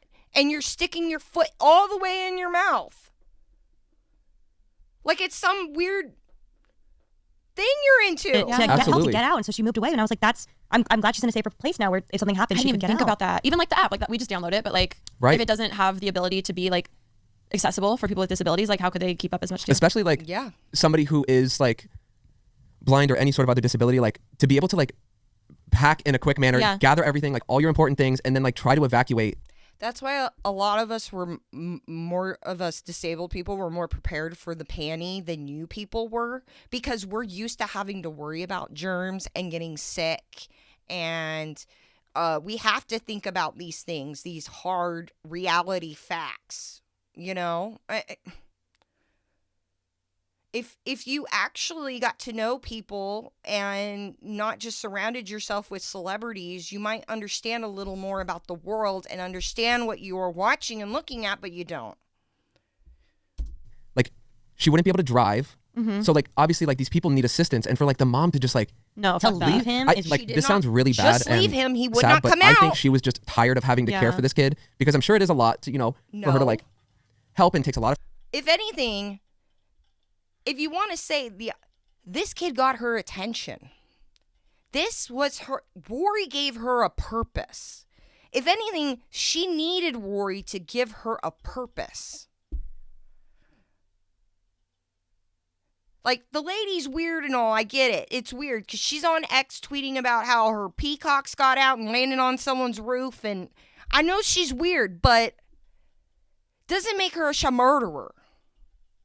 Of her time, whatever. Mm-hmm. But I think she just saw this as a way out and was just so disgusting. Just did it for her own, to not have to help or deal with anything. I'm like, what? There's a million dark thoughts running through my mind about that whole situation. It just doesn't make sense. It doesn't add up to me. It does make sense. There's just something weird I think about it it. needs to be looked into. 100%. 100. I was even. Oh, okay, I'm gonna keep that in my head. Keep that in my head. If I was gonna file that one back for later. No. Okay, all right. So I'm gonna let it out. Okay, so I was talking to. You were talking to me about. I was talking to you about. I know exactly what you're saying. If someone murdered somebody and you're hiding the body in the house, right, and you lived in Palisades and your house burnt down with the fires, and they go through and find the body, they're just gonna in their head assume that this is somebody that was not able to evacuate, correct? And I was asking, isn't your mom a firefighter? You said earlier your mom and your brother are firefighters, so don't you understand they do they can tell how you were unalived in a fire. They can tell if somebody else did something else and you were unalived. You do understand that, right? They're still going to be doing these investigations. You do get that, right? He must not talk to his mom very much. Family time. Heath, I'm like, is this something that police would even look into? I mean, maybe if they have to DNA check to put together who it is, they might be like, oh, this was a missing person. Like, there's a world where maybe they could figure it out, but there's a world where maybe they don't. They can tell how long the body is. It sounds terrible because it's connected to something real right now, but I'm just like if there is sick people out there trying to take advantage of like a situation to do something dark. Yeah. I just think there's disgusting people out there. I'm getting in their brain right now. That's all I'm doing. Yeah, way too much TV. Way too much TV. I know. Okay, I just saw a reel of a girl. Oh my god, I wish I remembered her username. A reel. A reel. That lasted 6 hours. Yeah, I'm assuming. Yeah, we'll get into that too. I would love to get into that. But I saw a reel of a girl being like, if my intrusive thoughts were like a person, and it was the funniest shit ever. Like, she's like cutting veggies next to her boyfriend or husband, and she just like looks at the knife, and then the intrusive thought is just like, Alisha, you know how I never think about that. So why are you? Of course, Alisha would like, and I say I'm the devil. Often I think about that, and like not like it's knowing that you can do it. It's not like you want to, but like you're you can. What do you mean? Oh my god. Yeah. And then you're like, I could do that. I'm not gonna, but I could. It's crazy how much you can do. Did you guys ever watch Heroes? That show with like I thought it was I did. I loved it, but they shut it down quick. Yes, but I had to be in like 5th grade when that show came out. But Hayden Panettiere put her hand in the garbage disposal. Do you remember that? God. And every time I do the garbage, that is my fear. I totally get that. The heebie-jeebies, I get it. I will not put my hand in the garbage disposal. I will not, even with it unplugged, I will not. No. Oh, just thinking about it gives me the shivers. No, Remi, no. Now, I think about that scene every single time. That's my intrusive thought. I have the same trauma, same exact thing with the garbage disposal, but from Under Wraps. Oh. Do you remember that movie? That was a Disney movie, right? Yeah. Under Wraps. What's that one? The Mummy? It was like a Halloween mummy one. Yes. And in there, there's like a garbage disposal scene. So it's just like, I'm terrified. There's something about it. Yeah. I like clear the way for a garbage disposal. Yeah. For me, it's Tanning Beds, Final Destination 3. Okay, that didn't stop you for your... Oh, no, I was thinking about that. I had to do it a lot before my transformation. Wait, what did you say? Standing bed? Tanning Beds. Tanning Beds. Yeah. So now I always think about that. In my head, I was like, I always look for shelves. With all the planes falling out of the sky, it's weird that they mentioned Final Destination. Whenever I see the plane things, I always think of that, that was a crazy movie. I remember that was one of the movies I remember watching with one of my friends as a teenager, going over to her house to sleep over and watching Final Destination 1, 2, 3, and that's actually really good. Maybe I'll find that and watch it, but I always like the second one where the one guy that lives actually ends up like in a padded room because he thinks it's going to make him safe from fate and all that. God, that is crazy. That was such a good movie. I don't like when they try to continue on franchises, but it was good. Shelves so the shelf doesn't fall and close the tanning bed. Yeah, because they keep them open, like they don't lock them. But in the movie, the shelf there's just fell and locked the two. So I think about that all the time. So that's my like, what if I burn alive in this bed? How embarrassing! Like Zane died in a tanning bed. Like that would suck. We want to give a big thank you to our next sponsor of this podcast, Blue Land. As you guys know, no, we're not. No, Blue Land. No. You would have to hide that too. What would happen is because it's so obvious that it wasn't natural cause, then some people would make a podcast trying to figure out the truth. People would try to debunk it. They'd figure it out. My favorite murder, like there's got to be more to the story. It's not adding up. Matt King makes a whole account. I'm gonna figure out my friend's murder. But in Chinese, on Xiaohongshu. That would be funny. And then Matt King would make a whole series solving my friend's murder. So his last credit card charge was at Sunset 10. And he didn't go anywhere from there. It must have the way I used to go there too. I went to the place, one tanning bed, missing. Room 9.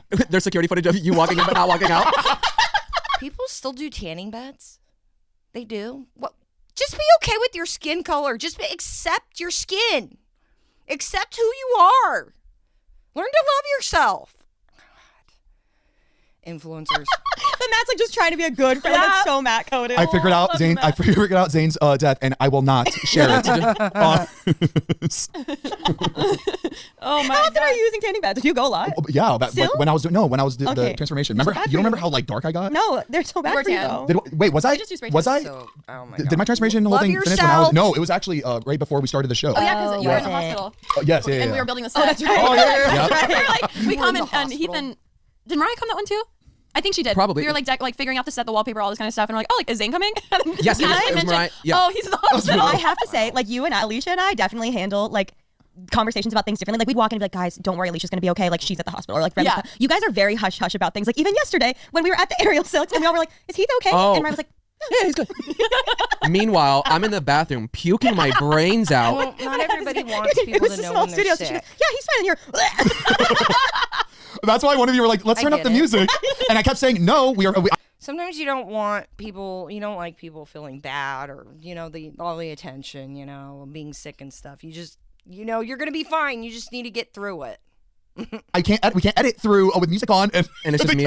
You guys heard everything? But I told you, it's okay. I drop all the time. It's okay. It happens. Which we did do aerial silks as a team bonding for the Patreon. Go subscribe. It was actually, it was one of your guys' ideas. Becca Wookie? She's like, thank you, Becca. We did a Christmas. Becca W. We did a Christmas giveaway where we were gonna pick 4 ideas to do for the Patreon, and one of them was aerial silks. That one got picked. She won. What were so the we other did it ones last that we're night. doing? Aerial silks, trying on wedding dresses. Yes. Which is coming soon. High aquarium. The aquarium. And then period stimulators. Yes, where we have to put on the guys shocking. have to. It's not the same thing. You don't have a uterus. It's not the same thing. All those period stimulators do. It's just a shock. It's like those electrodes you put on your stomach thinking you're gonna get abs. Same shit. Except it hurts more. You're just shocking yourself. It's not a stimulator. It doesn't do crap. Okay, it's not the same thing. Stop it. You'll never know what it feels like. Okay. Good. Pain, Oh, it's gonna be so good. Yeah, we already live it. Yeah. I don't like it when men make sure you try get one that's to, like high intensity. I feel like we need to go to pretend to be pregnant. like a business. Okay, but can you guys also do it just to like I'm gonna be like, pretend this to is have a heart accurate? attack. Like, Yes. I'm sure it's not going to be the exact same sensation, but I just want to hear from you guys. Like, this is very similar, or if it's like, oh no, real period is more intense than the simulator. Like, I want to know. I want us to be on the same level. But you know what we should do? We should do it, but then since we have to just move on and like carry on, like doing normal things while having the cramp, we should have to do like tasks. Ooh, and good. Walking with an egg on the spoon. Okay. I mean, this is so insulting to every woman who has endometriosis. Like, that is so painful. So painful. And this is just like, let's just, how painful it is to have period cramps. And this is shit people did as challenges in their 20s, back in 2016, 2015, 2017. We need new content. Do something new. This is like the vlog squad. Put into a blender with some shit and blend it up, and we got basically Unfiltered. Like, come on, guys. Because I do that every day. My husband's relay race. I said competing. And then like 3-legged race with the simulator. Potato sack. Yes. They make his podcast with it. Yeah. Yeah. So Zane, tell us about that. That's the thing, you need like a normal Yeah, tell us about that, Zane. That's so funny. But we did do aerial silks yesterday. It was so much fun. Looks much easier than it is. But of course, Mariah crushed it.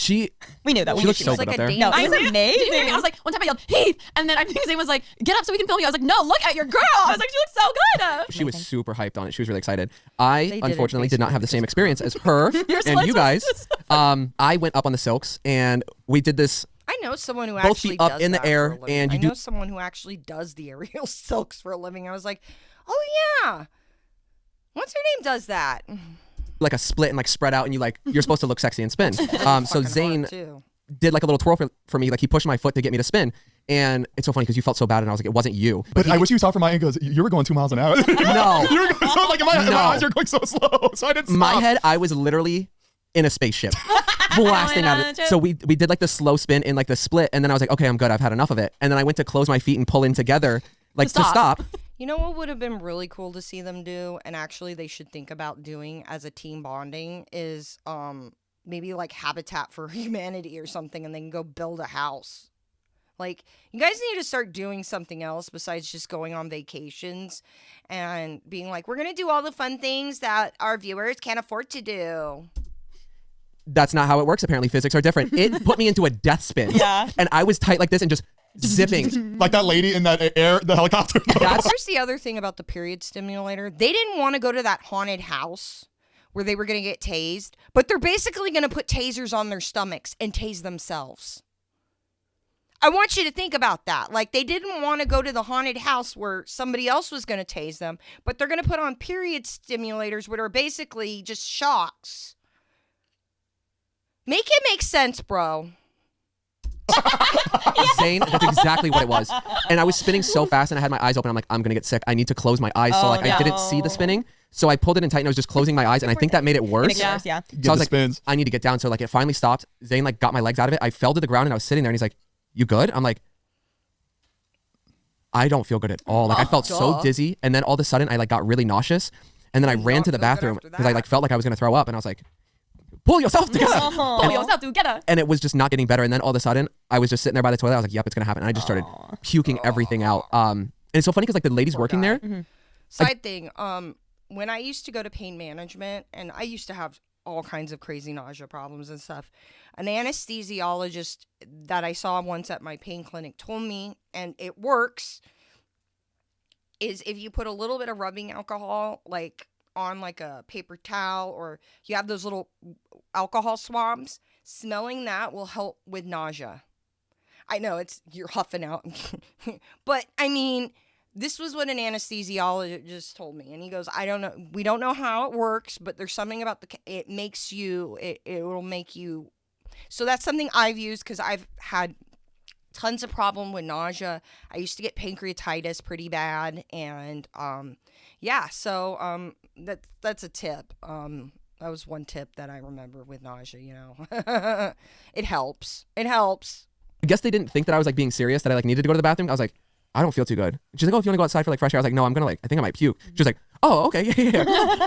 Sure enough, it happened, but I'm glad you guys all got to hear it. It's true though, because you told the instructor, shout out to Jane, and she made the comparison to like an ice skater when they're spinning and their leg is out. Yeah. Like a bigger object spins slower, but when they pull in tight, they go so fast, and it is true. Heath learned quick. Also in dancing, like one of the first things you learn is spotting, which is how you can spin without getting dizzy, and it's like you keep your eyes on something, like and that's the first thing you like. It's the last thing to leave your vision, and the first thing to spin around and come back. So like, you can't spot when you're going that fast. I think I was too heavy to spin. Just like quick little. I couldn't spin. It was hard. I couldn't even get myself up there. Like you know the whole like tying your foot and then getting up. I could not get up. My foot like could not take the weight of my body. I felt the same way. Pulling yourself up. Oh, I was pulling myself up, but like the silk felt like it was gonna like rip through my foot. I felt my same way. It definitely like because you have to like make a knot around your foot, and it pulls tight like when you're putting pressure and standing on it. No circulation. Yeah. I did text the group chat. Alicia did reply. I didn't get a reply from you guys, but I said that we should do the Dallas Cowboys cheerleader, like because that's Dallas big. Cowboys. Yeah, you're the cheerleader. That dance at DCC. Yeah, I don't think I know what it is. No, they're like that would be fun, and it's not. Remi's gonna go on to say that this is not new. So that would be a good idea for them to do. The show, well, obviously like, it's a thing, and they're like really well known. But there's a show now on Netflix that's really big, and it's like about the audition process. This isn't new. This show was out in like 2008. I remember watching it. I remember watching it when I was like 19 or 20, which I'm 37 now. So how many years? Let's do some math. So this is not a new thing. They've done this show on and off. Like it used to be on CMT, I believe, when I watched it. So I mean, it's not new. It's like one of the most highly esteemed things. Oh, and those women don't get paid shit to do like in the cheer and dance world. And so I was like, how funny would it be for us to like go through their boot camp? Oh, that would be funny. And we have a friend who's an NFL cheerleader, and he did. Hi, Jose. He did say that he would teach us, like, not DCC because he's not DCC, but like, can we get boot camp. the Dallas Cowboy cheerleaders to put us through the boot camp? We can. Why don't you ask him? Dallas Cowboy cheerleaders, can you put us through the boot camp? We're all ready. We've all prepared ourselves for this. We've done many physical courses. I think we have it in us, and we will not waste your time, and we will take it seriously. Agreed. Too. I just want to be up in the air. I want to be a flyer. We tried. We should do it. We tried. As long as I don't spin, like don't put me up there and like spin. Like, how do we expect to do your throws? Yeah, maybe I shouldn't fly. We're gonna throw you. I'll be the base. Okay. Can I be the flyer? Yeah. I'm only 205 pounds. Oh, here he comes! Boom. But yeah, that would be really fun. I think it'd be really good. We'll get to that one day. I've always had it in my head that I can throw a full like backflip, like a back tuck. Yeah. Never really tried it. Wait, we should do a tumbling class. You can't even bend with your arms back. Stop. Wait, that's stretching. Wait. And this is why dreams get crushed. If you can dream it, you can. PM Eastern time. Thank you so much, DraftKings Casino, for sponsoring this podcast. We love you. I'm so sore from yesterday. Side note, I hate all this freaking Anita Max win. Stake.com, all these DraftKings, everybody's gambling. Why is it everybody is gambling? And right now is like the worst gambling odds ever.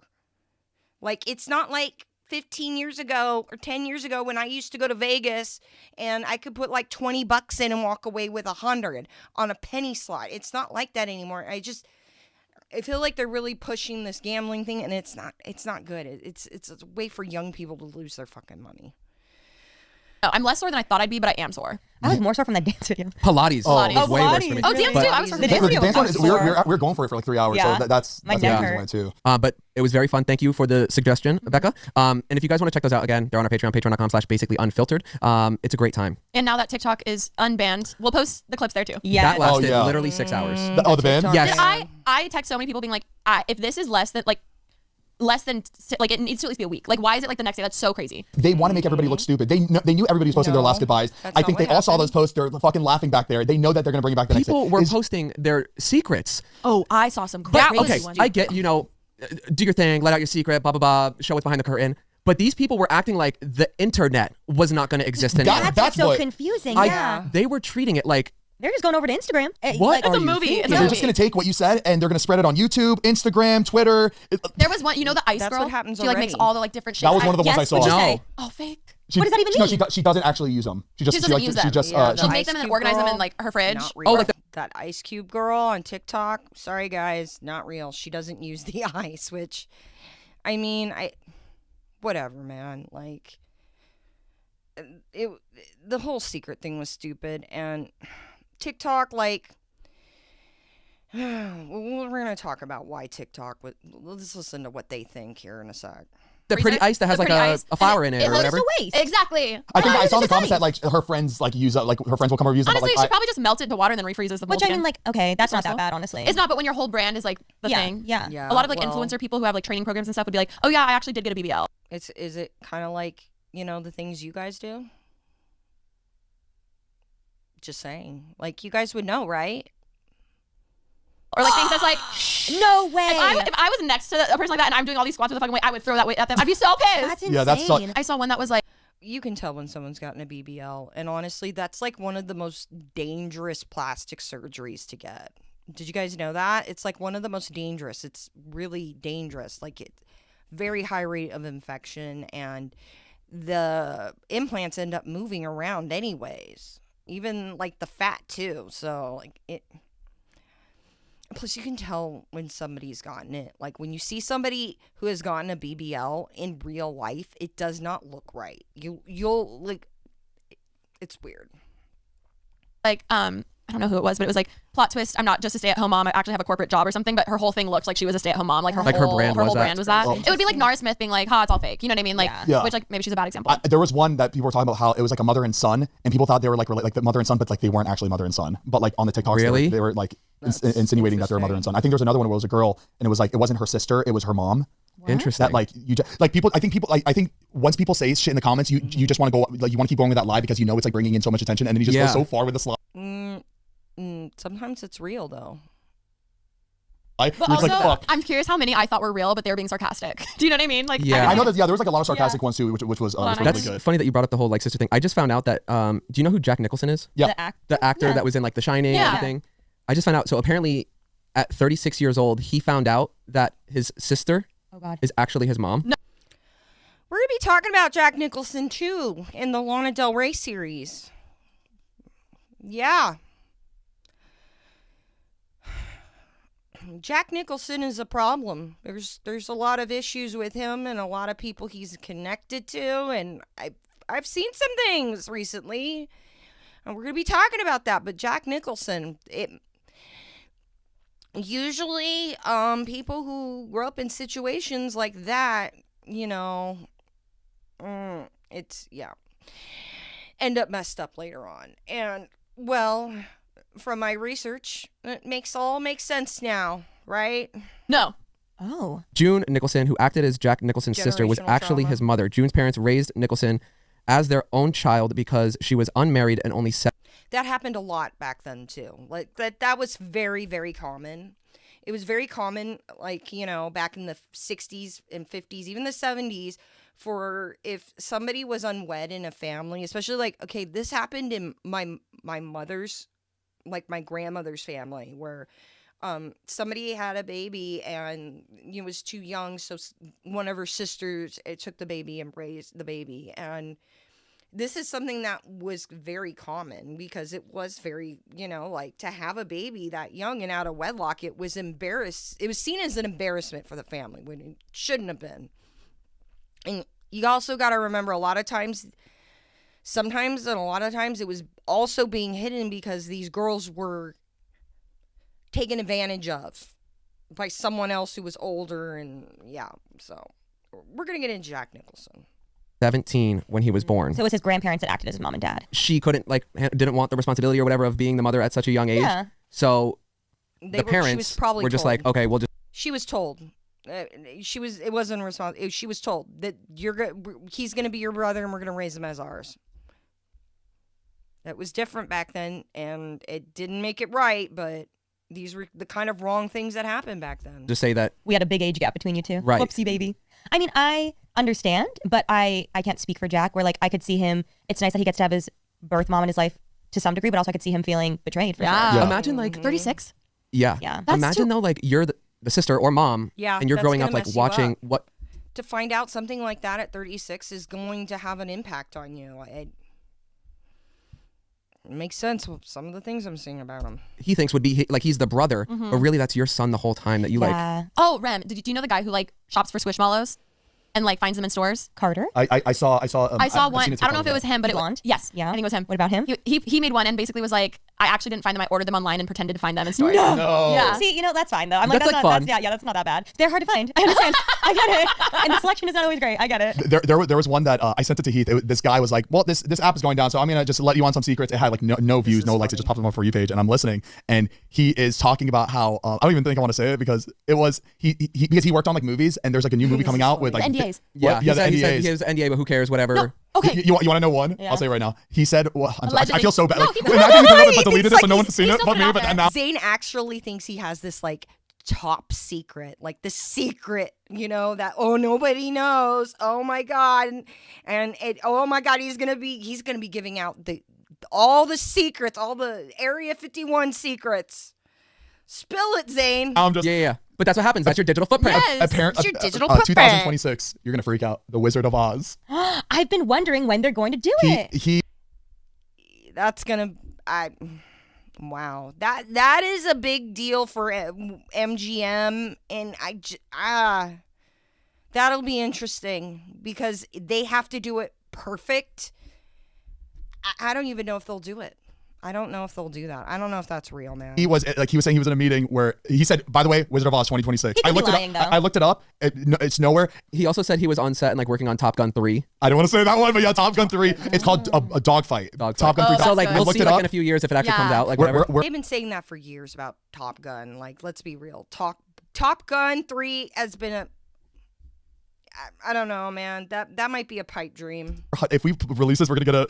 Here's the thing. We're gonna wait, cease wait, and wait. desist from Paramount. No, But it's here's all the thing. alleged. If he's saying 2026, it would have already been filmed. That's so what I was there's no thinking, way. Wizard of There's Oz. no way. Yeah. One of the biggest things people have talked about with Wicked is who's playing Dorothy because it's Yeah, not set. you're right. And if there is a Dorothy Interesting. in Wizard of Oz, They haven't even announced that they're doing a Wizard of Oz. oh, I wonder if they've been doing it separate. And I wonder if it'd be the same Dorothy if it's like the But multiverse. like, don't you think there'd be an announcement if it's coming out next year? Yeah, I do, but I don't know. I think. Yeah, I think you got it's actually a separate franchise from the original Wizard of Oz. It was like an add-on, so I don't know how that would actually work.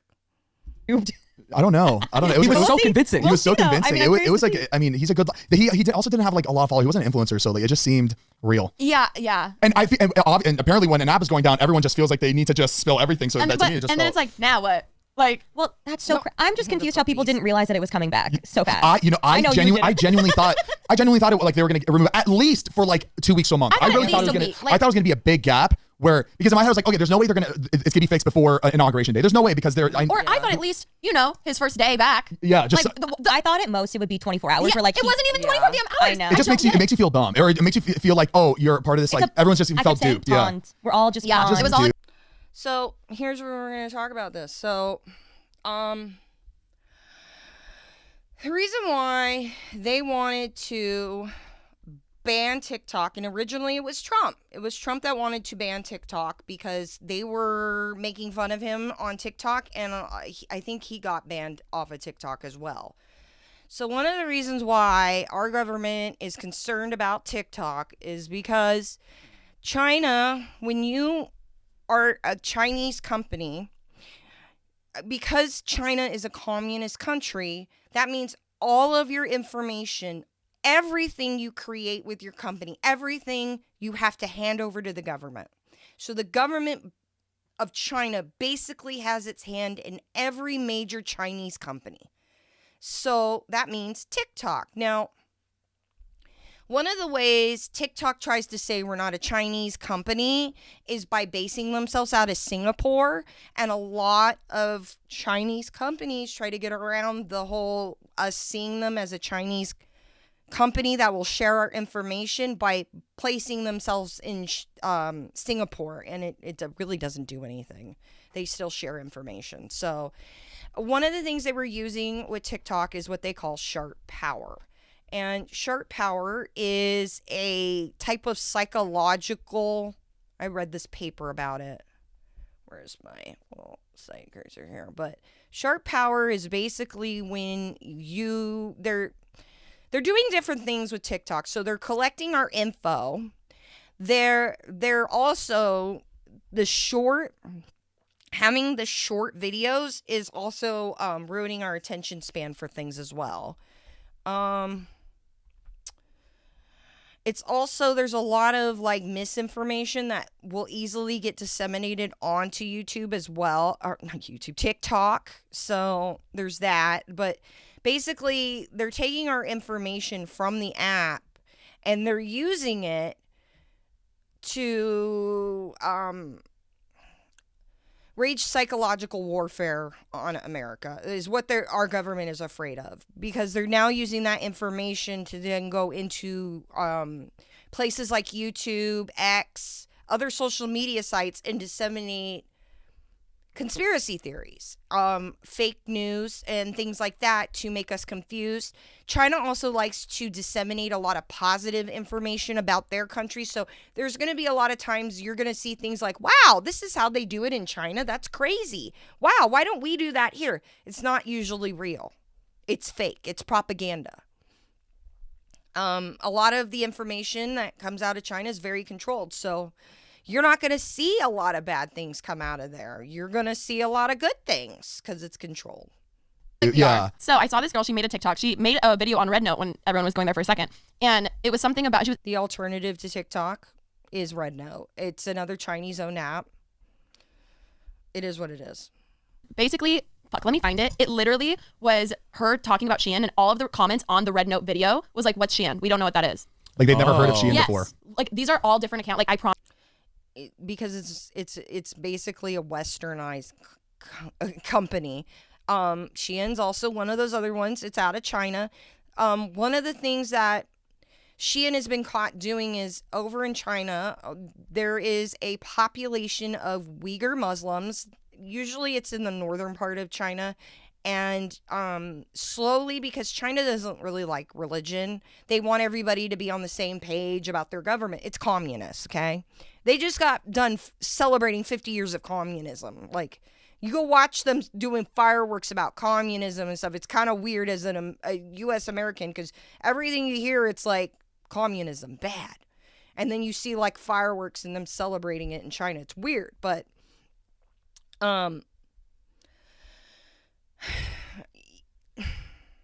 yeah, Shein was using a lot of these Uyghur Muslims who were getting locked up and put into like prisons to they weren't calling them prisons, they were calling them like reprogramming centers or something, but they use a lot of these reprogramming centers or these prisons where these Uyghur Muslims are as labor, as slave labor. So that's another problem. Why? And the other thing too, yeah, that's I think that's about the gist of it. So Trump was the one who originally wanted to get rid of it. And what happened with him changing his tune about getting rid of TikTok was that a lot of Trump's business friends,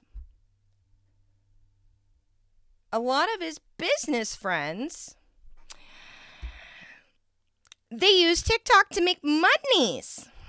And so he kind of started changing his tune about it. So when Biden became president, Biden just pushed it through because, well, everybody in Congress and, you know, everybody was still on for it, that they're stealing our information. They're using this to wage like internet war against us. And do psychological warfares, right?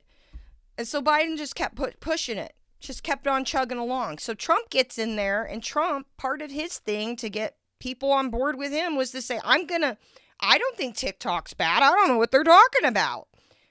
When he was the one who originally wanted to get rid of TikTok because they made fun of him on there and they kicked him off.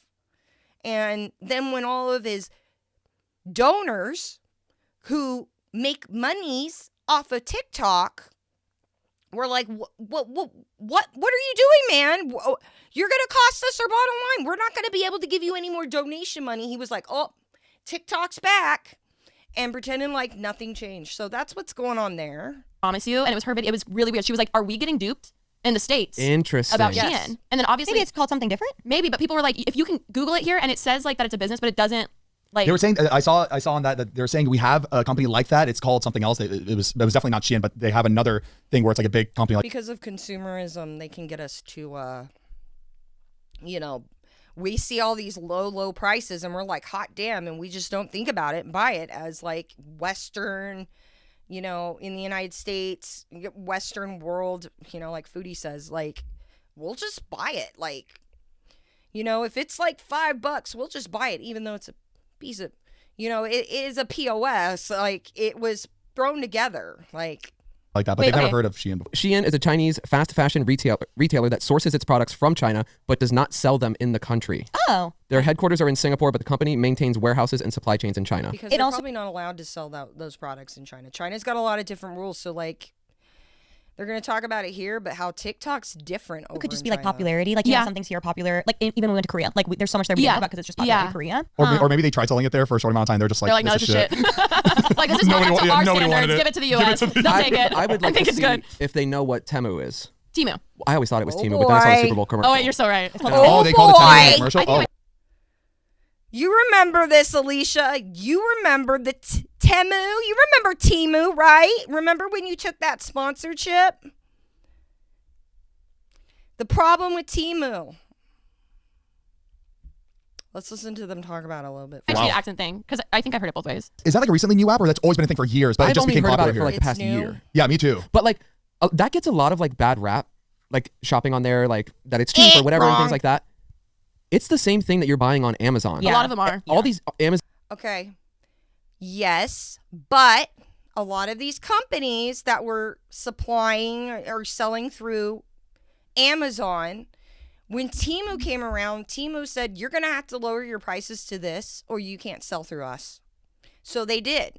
And then a lot of them, the savings was passed off to these slave workers. Yeah, basically. So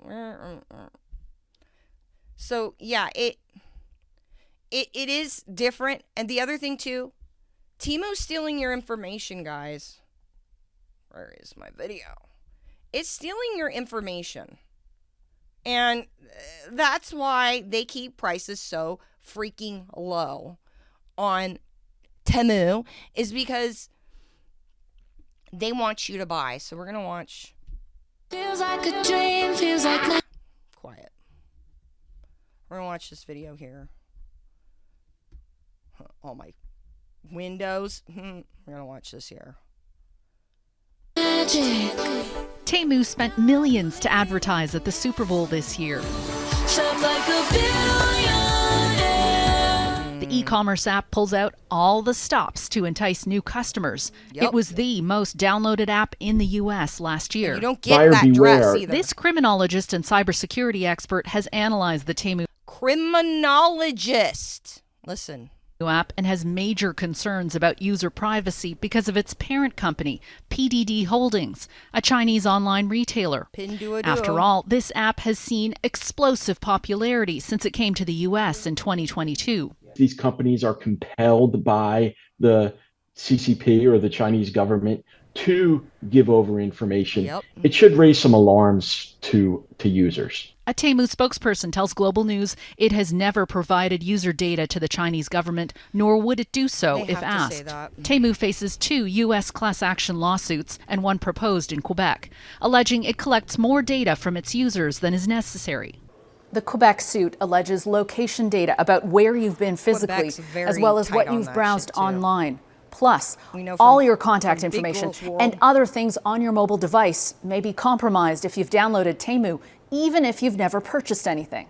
Attorney Jeff Orenstein filed the case in March on behalf of anyone who has used Temu, as well as anyone they've interacted with since. Some of the allegations are that even those communications can end up being intercepted, or private information being intercepted at the very least, and could potentially be shared with third parties. What they're doing with the information that's scary, because a lot of this information, it's not just one individual's, it's they're compiling it into data that they then can use to, if you don't know, the next wars in the world are going to be fought online. They're going to be fought online because there's a lot of online companies, applications that if they go down, and we saw this go down with the airlines and stuff, when that went down, the security for the websites and stuff, it's a big freaking deal, and it can close down a lot of infrastructure. And even like our whole health system is run off of, computers and stuff. So being able to collect all this information from us and use it against us, it's not far-fetched. It's really not. What you think of warfare is 30 or 40 years behind what actual people are doing out there in the world. It's just a fact. In a statement to Global News, Temu says it categorically denies the allegations in these lawsuits and intends to vigorously defend against them. Temu says it only uses precise location services in the Middle East region, nowhere else. The company says it is transparent about its data practices, but like other e-commerce apps, it does work with third-party service providers and ensures they only have access to personal information needed to perform their functions and services. Nevertheless, Temu's strategy and business model is raising a lot of questions, both in Canada and the U.S. The bigger picture is, how does this fit in terms of our Constitution and our national security? U.S. lawmakers are targeting TikTok, citing security and privacy concerns. TikTok disputes. But experts say they should be paying more attention to e-commerce apps like Temu, whose rapid rise in popularity, very low prices, and ties to China are causing a stir. Temu and Shein were recently parodied on Saturday Night Live as a fictional company called Shemu. Dress, $10. Shoes, $5. How so cheap? Don't worry about it. Temu was the world's most popular marketplace app last year, with nearly 340 million downloads. Amazon a distant second. But it faces multiple proposed class action lawsuits alleging privacy overreaches. Temu tells Global... Yeah, see, there's a problem. They're saying they're fine, but then there's all these independent resources that are like, this is not fine. You're actually taking people's data, and there are laws against what you are doing. News, it categorically denies the allegations in these lawsuits and intends to vigorously defend against them. The company says it is transparent about its data practices.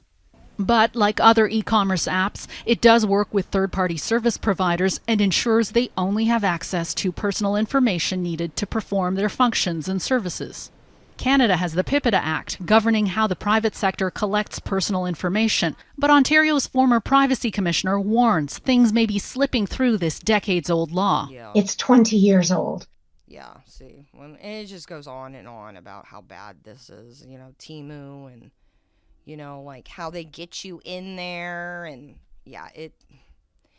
the company is even losing money per order so that they can get you. They're selling these things at below cost because the value of the information they're getting from Western shoppers is so valuable. They'll pay $30. They'll lose $30 an order for it.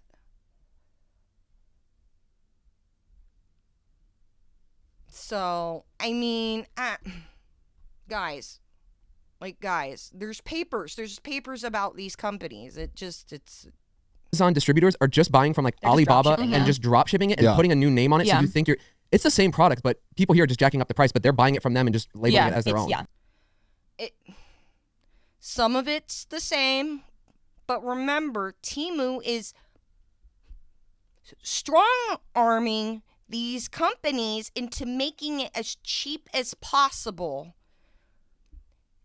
And because of the way it is in China and stuff, they're getting bullied into having to sell their products at a loss to themselves. So it is not bad it's bad for those people over there. It's bad for people who are in prisons, who are being forced to do this labor because they're trying to make it as cheap as possible so that they can get people like Zane on the app to buy shit so they can take his information and use it in the future for bad things.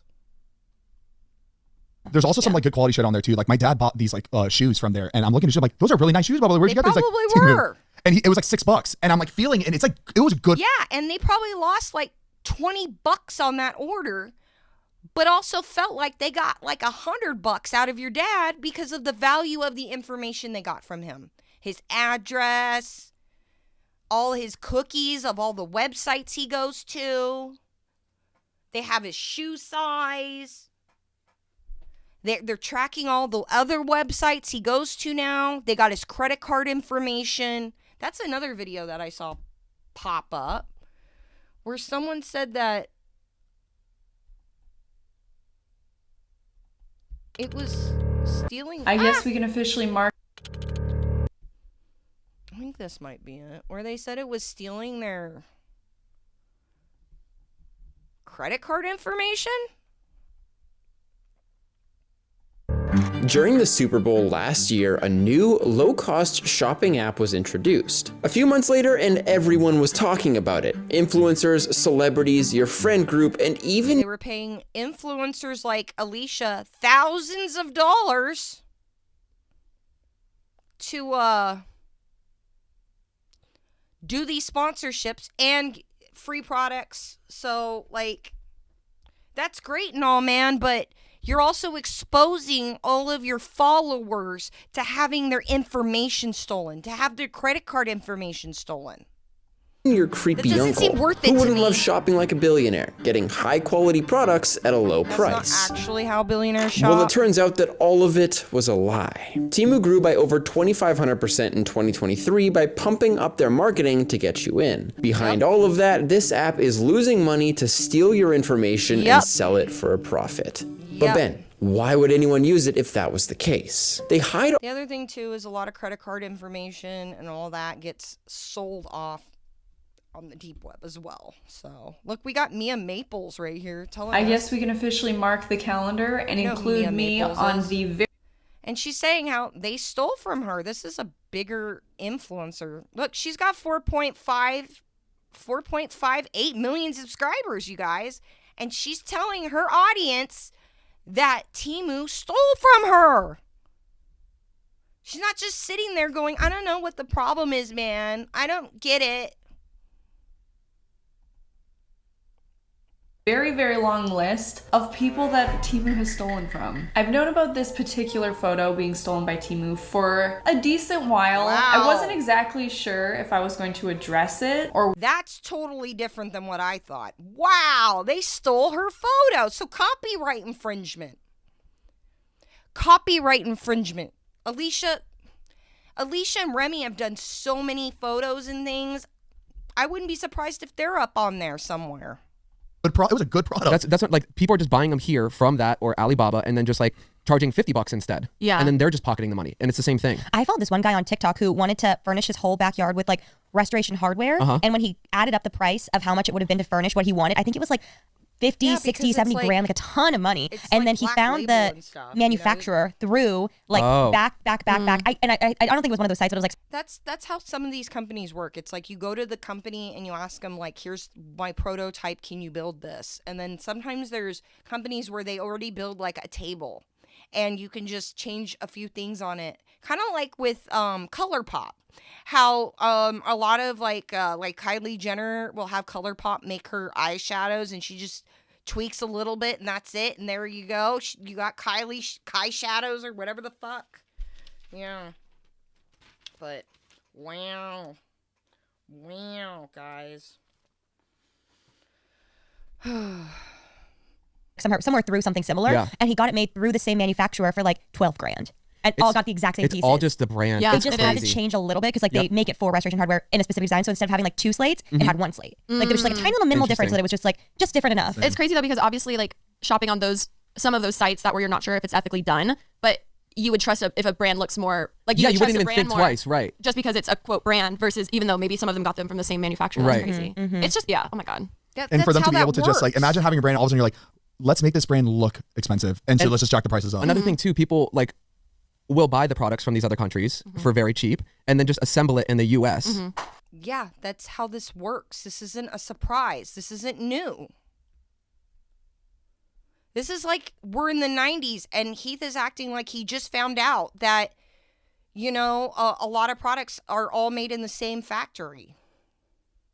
And then claim that it's like made in the USA. Yeah. You know what I mean? Yeah. So it's Wait. all these like loopholes for doing that stuff. When you were doing Parallel, wasn't there some like thing about to be able to say it was like made in LA or designed in LA or something like that? So I remember like because we wanted it to be made in LA, and I remember when we met with different manufacturers when we were looking to partner with. All of them were like, oh, that's easy. Like, you'll just make it here and like you can import anything and like say, and I was like, my eyes were open to how much shit is it's just crazy. Not that it's fake, but it's like loopholes. Where it's like, well, it's technically.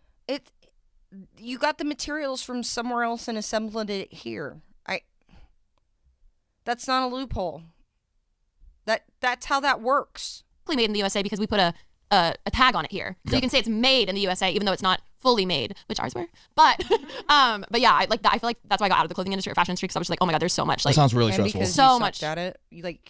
You didn't do any research. You just got into it. You didn't do anything, and you had the wrong people around. Shit. Like, and it sucks because like people do want to try to do things like the right way and like be ethical, but like you realize how expensive it is. Well, it's expensive, but also like they're Everyone's thinking that they are, but they're being tricked and lied to. Right? Yeah, exactly. They think that they are, but it's really somebody else pulling a fast one, like a loophole to make money. It's not a fast one. It's not a loophole. That's how it works. That's how business works. Why are you acting brand new, Heath? Come on, guys. Yeah, it's just and if you do want to like cheaper stuff, then you have to get like very cheap items in order to come up with the cheap price. It's okay. That dog is just Rosie's so cute. Look at her. Let's just take a cute Rosie moment. Oh, look at the baby. She's so cute. Oh, okay. We just had to take a cute puppy moment because she's so cute. Stinks. You want to do the good quality stuff, but you're paying. But you also don't want to like put it out for like an expensive price, and then people think you're the one price gouging. Exactly. But they're the one price gouging in the beginning. Crazy. Yeah, it sucks. Another thing that was like so funny, you even posted this, but like seeing everyone's story on Instagram being the same exact like TikTok's down, TikTok. That was surprising to me. I didn't think that many people would post that because when that was so funny. There were people on panels. There were panels that night of people crying about TikTok. Like I told you all in that one video, that vlog, that bad winter was coming. That all of this was coming. I didn't know the fires were coming, but I knew this was all coming. Like, you can feel when things are changing and and bad winter was coming. Like, Farmer's Almanac told us. I saw it, I was in my head, I was like, oh, this is like a crazy notification. Wait, did you see his story? Which one? All of them are like TikTok's down, TikTok's down, TikTok's down, TikTok's down. So when I got the notification that it was the first one where it was like it's about to be a poll. Yeah. Right. So immediately in my head I was like, oh, people I've probably already posted this on TikTok. Like they did the green screen, guys.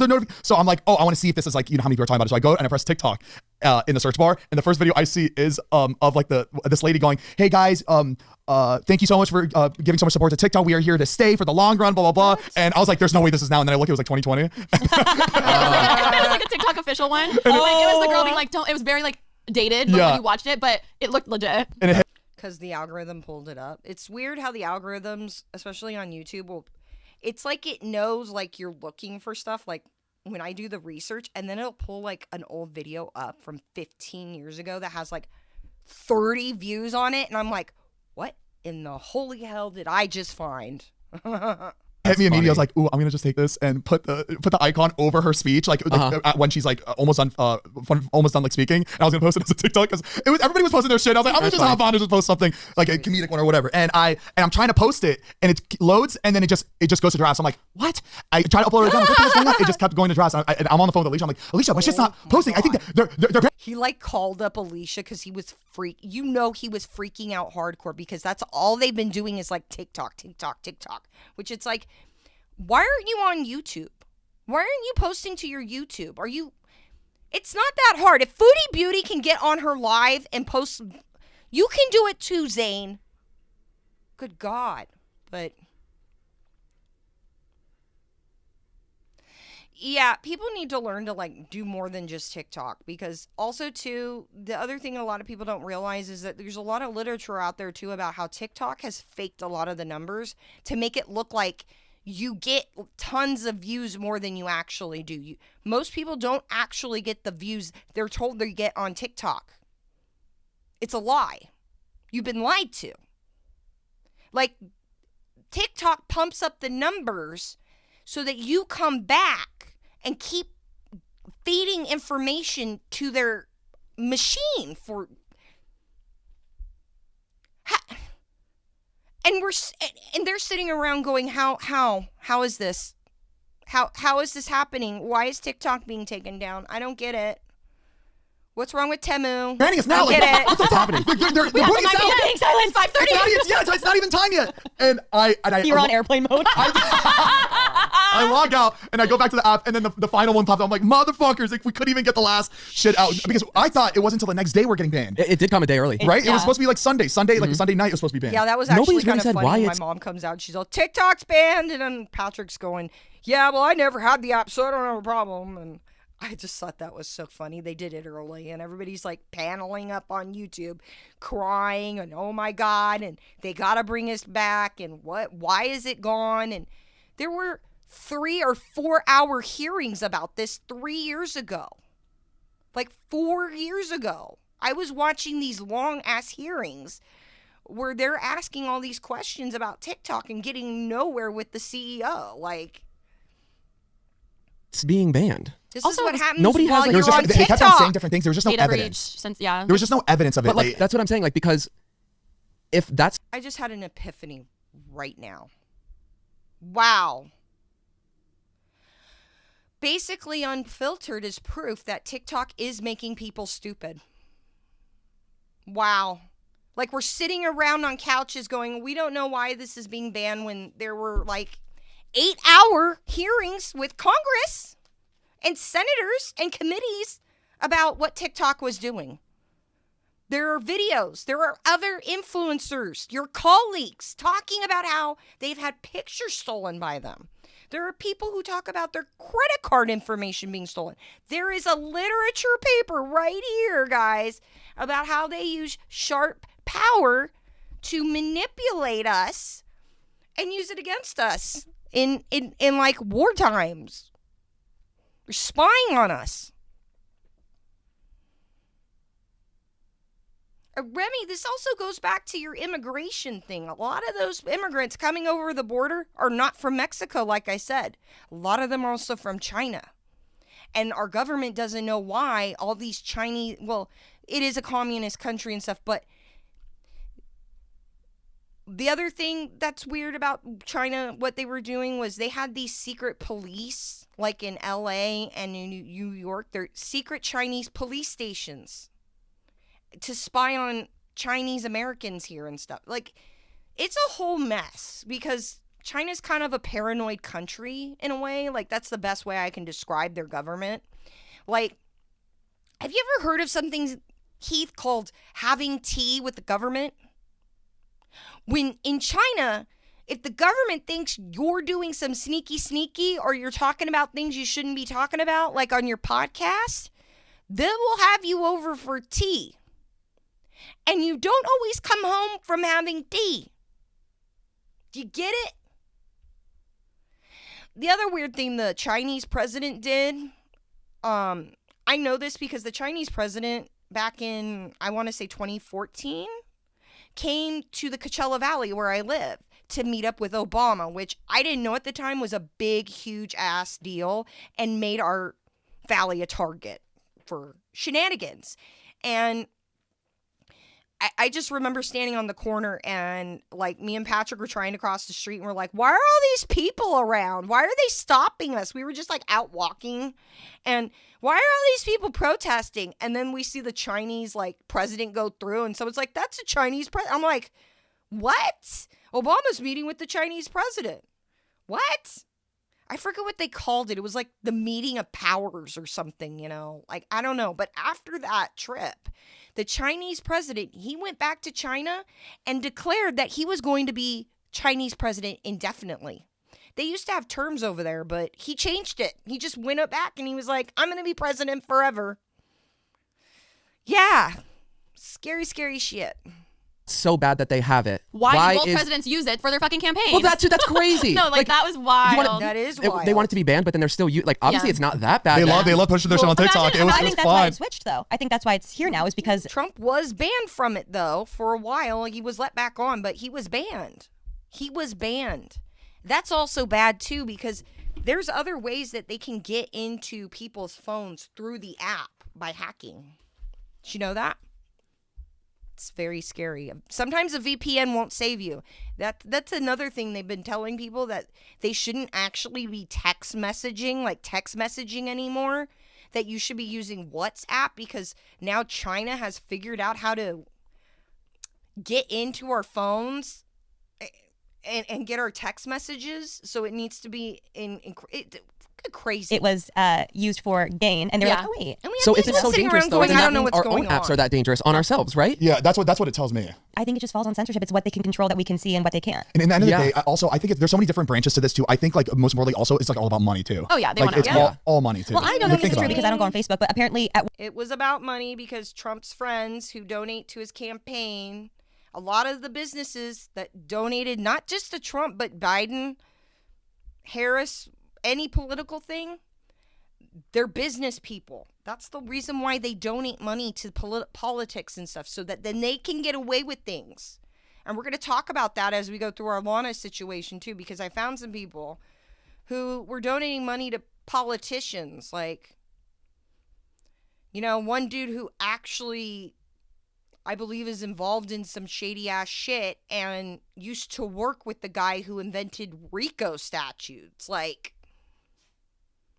yeah. At one point, you could now link your TikTok to Facebook, which doesn't make sense because TikTok. I saw that too. Yeah, people were bringing that up. They saw like someone made a Facebook account, like Facebook made an account on TikTok, but we didn't know if it was like fresh or not, like the account. I just and I know this will probably never be the case, and this is wishful thinking, but I truly hope like one day there can actually be like true fact checking that's actually real, like in the apps. You know what I mean? Not for podcasts, just for like these apps. Yeah, not for us. Absolutely. Imagine stuff popping us while we're talking. These guys are full of shit. This is not true. Zane has no idea what he's talking about. I wonder if that makes Honestly, it better. I would love that. That would be awesome if it was like this AI thing. It's literally just that TikTok, like the white box with the text is just slowly coming up over your face. Like, correct. Or just have Chris, every time someone says something wrong, that is incorrect. that is incorrect. Wait, that'd be funny. Everybody just sucks. It's so annoying. Everybody up there. Not God. In the government. You. Not you, God. Better watch where you point that finger. It just, I was telling them, like, it just, like, it makes me feel like more dumb than I am. You know what I mean? Like, I'm just saying that, like, oh, we're all like being played. We're just all constantly being played. Because you are. Because I'm trying to help you, but it's not working. Like, I'm telling you, these people are proof. Zane, why are you proof? Proof right here. Proof. This is why TikTok is doing what they're doing, because they can, because of people like you. Crazy.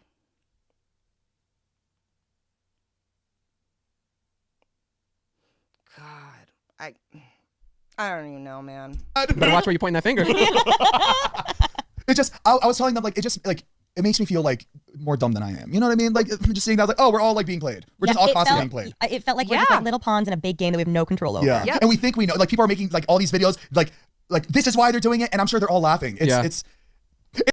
Well, I am, because you don't even know what's going on. Like Alisha and Remi, they don't even know what's going on around them, going to the Grammys. It's a whole ass mess. Sorry, there's a truck rolling by. You hear it? Yeah. It's the zombie apocalypse coming. It's like when someone makes like videos about us and we're like sitting there like they think they know it. It's the same thing, but it's in a bigger scale. Another crazy thing too, like a month before like this whole thing, like all of the people in like political positions, the government are all investing in meta stocks. I saw that. Like, but again, I was like, is that true? I don't fucking know. Yeah. I don't, there's definitely. Yeah. Yeah, that's the thing is like, well, a lot of them too, a lot of those people are actually friends with Mark Zuckerberg. Like, I kind of know some people who know him, like that group. the Burning Man group. So yeah, a lot of those techie peoples are grouped up together and stuff. And so like that's why you'll see businesses get linked, and then you see them buddies and their friends. So, and you are just pawns. You have no idea how much you are a pawn. You, Alisha, Remi, Zane, you're not just David Dobrik's pawn, but Remi and Alisha are becoming pawns of the industry. Insider shit going on that like because the industry as an American, like it just makes you like distrust everything, and you're just like annoyed, and you kind of feel like hopeless, like it's frustrating. Yeah. Something weird that happened, and I think I texted you this, for the bleak few hours where TikTok wasn't available and I went on to Reels. It was really crazy though, because there are a lot of TikTokers that I follow that I could not tell you their name, but I could recognize their face. I love their content, but I don't follow them on Instagram. I only follow them on TikTok. You hear my barking cat? Yeah. Remi, the reason why you went on to TikTok, or you went from TikTok to Instagram and those people started popping up, is because that's how cookies work. So cookies are like data from one site, and other sites will pull cookies from other sites in your phone, and it tracks you. So Instagram's very notorious for this. So like Instagram, they deny it all the time, but there is some research to suggest that companies like TikTok, Google has a thermostat that has a built-in recorder where it's listening as well, even though they say that it's actually, they don't have the software to run it yet, but your phone is listening to you. And that's why you'll be talking to someone about like, I don't know, I need to buy some premium dog food. I need to buy some natural premium dog food. And then the next thing you know, you get on Instagram and you're getting all these dog food ads for like Blue Buffalo. Well, because it heard me talking about it. It does this a lot of ways. It'll also use your IP address. And so anybody, or your like geolocation, so anybody in the area, because like, okay, where I live, there's a lot of people who speak Spanish. And so a lot of times I get served up ads in Spanish because my neighbors speak Spanish and watch a lot of things in Spanish. So I get served up a lot of stuff in Spanish. That's how the algorithm works. It'll use geolocation. It'll use your cookies.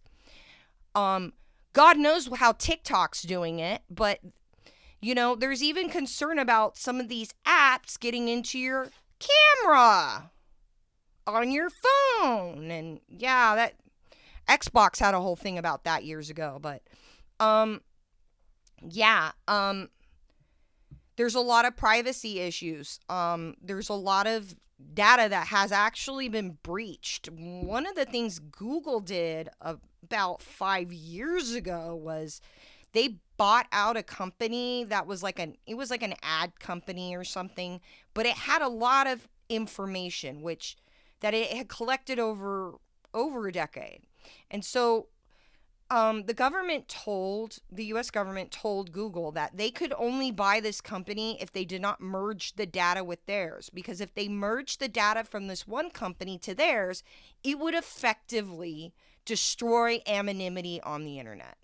Well, somehow there was a boo-boo at Google, and they did merge the information. And there's a whole hearing with Congress, I think it's an oversight committee with Sundar Pichai, the CEO of Alphabet, talking about how he doesn't know how that happened, how they promised that they weren't going to join the info, and they did. So that's all Google Cloud, and we know that Facebook, which is Instagram Meta, is part of the Google Cloud system. They use a lot of their data centers to hold their information. Google makes a lot of money off of cloud services, which they just had their quarterly earnings report, and sadly to say, they did not hit the numbers they expected to hit in their fourth quarter. Yeah, we're probably going to be seeing some stuff at YouTube as a result of that, but yeah. Wow. Okay, so this was a lot today. I think we got it. You know, the Chinese propaganda, the communism, the president, how TikTok and this TikTok thing, they kind of needed to switch it because it was going to affect the economy. It was going to affect a lot of businesses in America. It was going to affect The stock market, believe it or not, that was going to have an effect on the stock market as well. So I want to close this out by saying this, that I was saying bad winners here, and we've seen that. It seems like that seems to be very true. Bad winners here. The other thing that, and astrology is something I've been looking into a lot, and the effects of the planets and all that on us and blah, blah, blah. Well, one thing I picked up on is that it's the year of the snake, I believe. And one of the things about the year of the snake is that on the year of the snake, it's never been a good year from what I've heard. And so we need to be, you need to be careful. You need to watch out. You need to use your critical thinking skills, baby girls, Heath and Zane, because it's the year of the snake, and there's a lot of people who have been on top for a very long time, and shit's changing, bro. So, yeah. Ugh. So, I'm going to end on that. Next stream, we will be going over... We're going to be going down the tunnels, man. We are going to be going back out to Lana Del Rey's tunnels. I found a lot more. It's a lot, but it's things we need to talk about. Like Tupac said, it might not be us that changes the world, but we might spark someone else to change the world by sharing this info. So on that note, I hope you guys are all doing well. I guess I'll see you in the next one. Be safe out there. And, yeah. We'll see you in the next one. Love ya.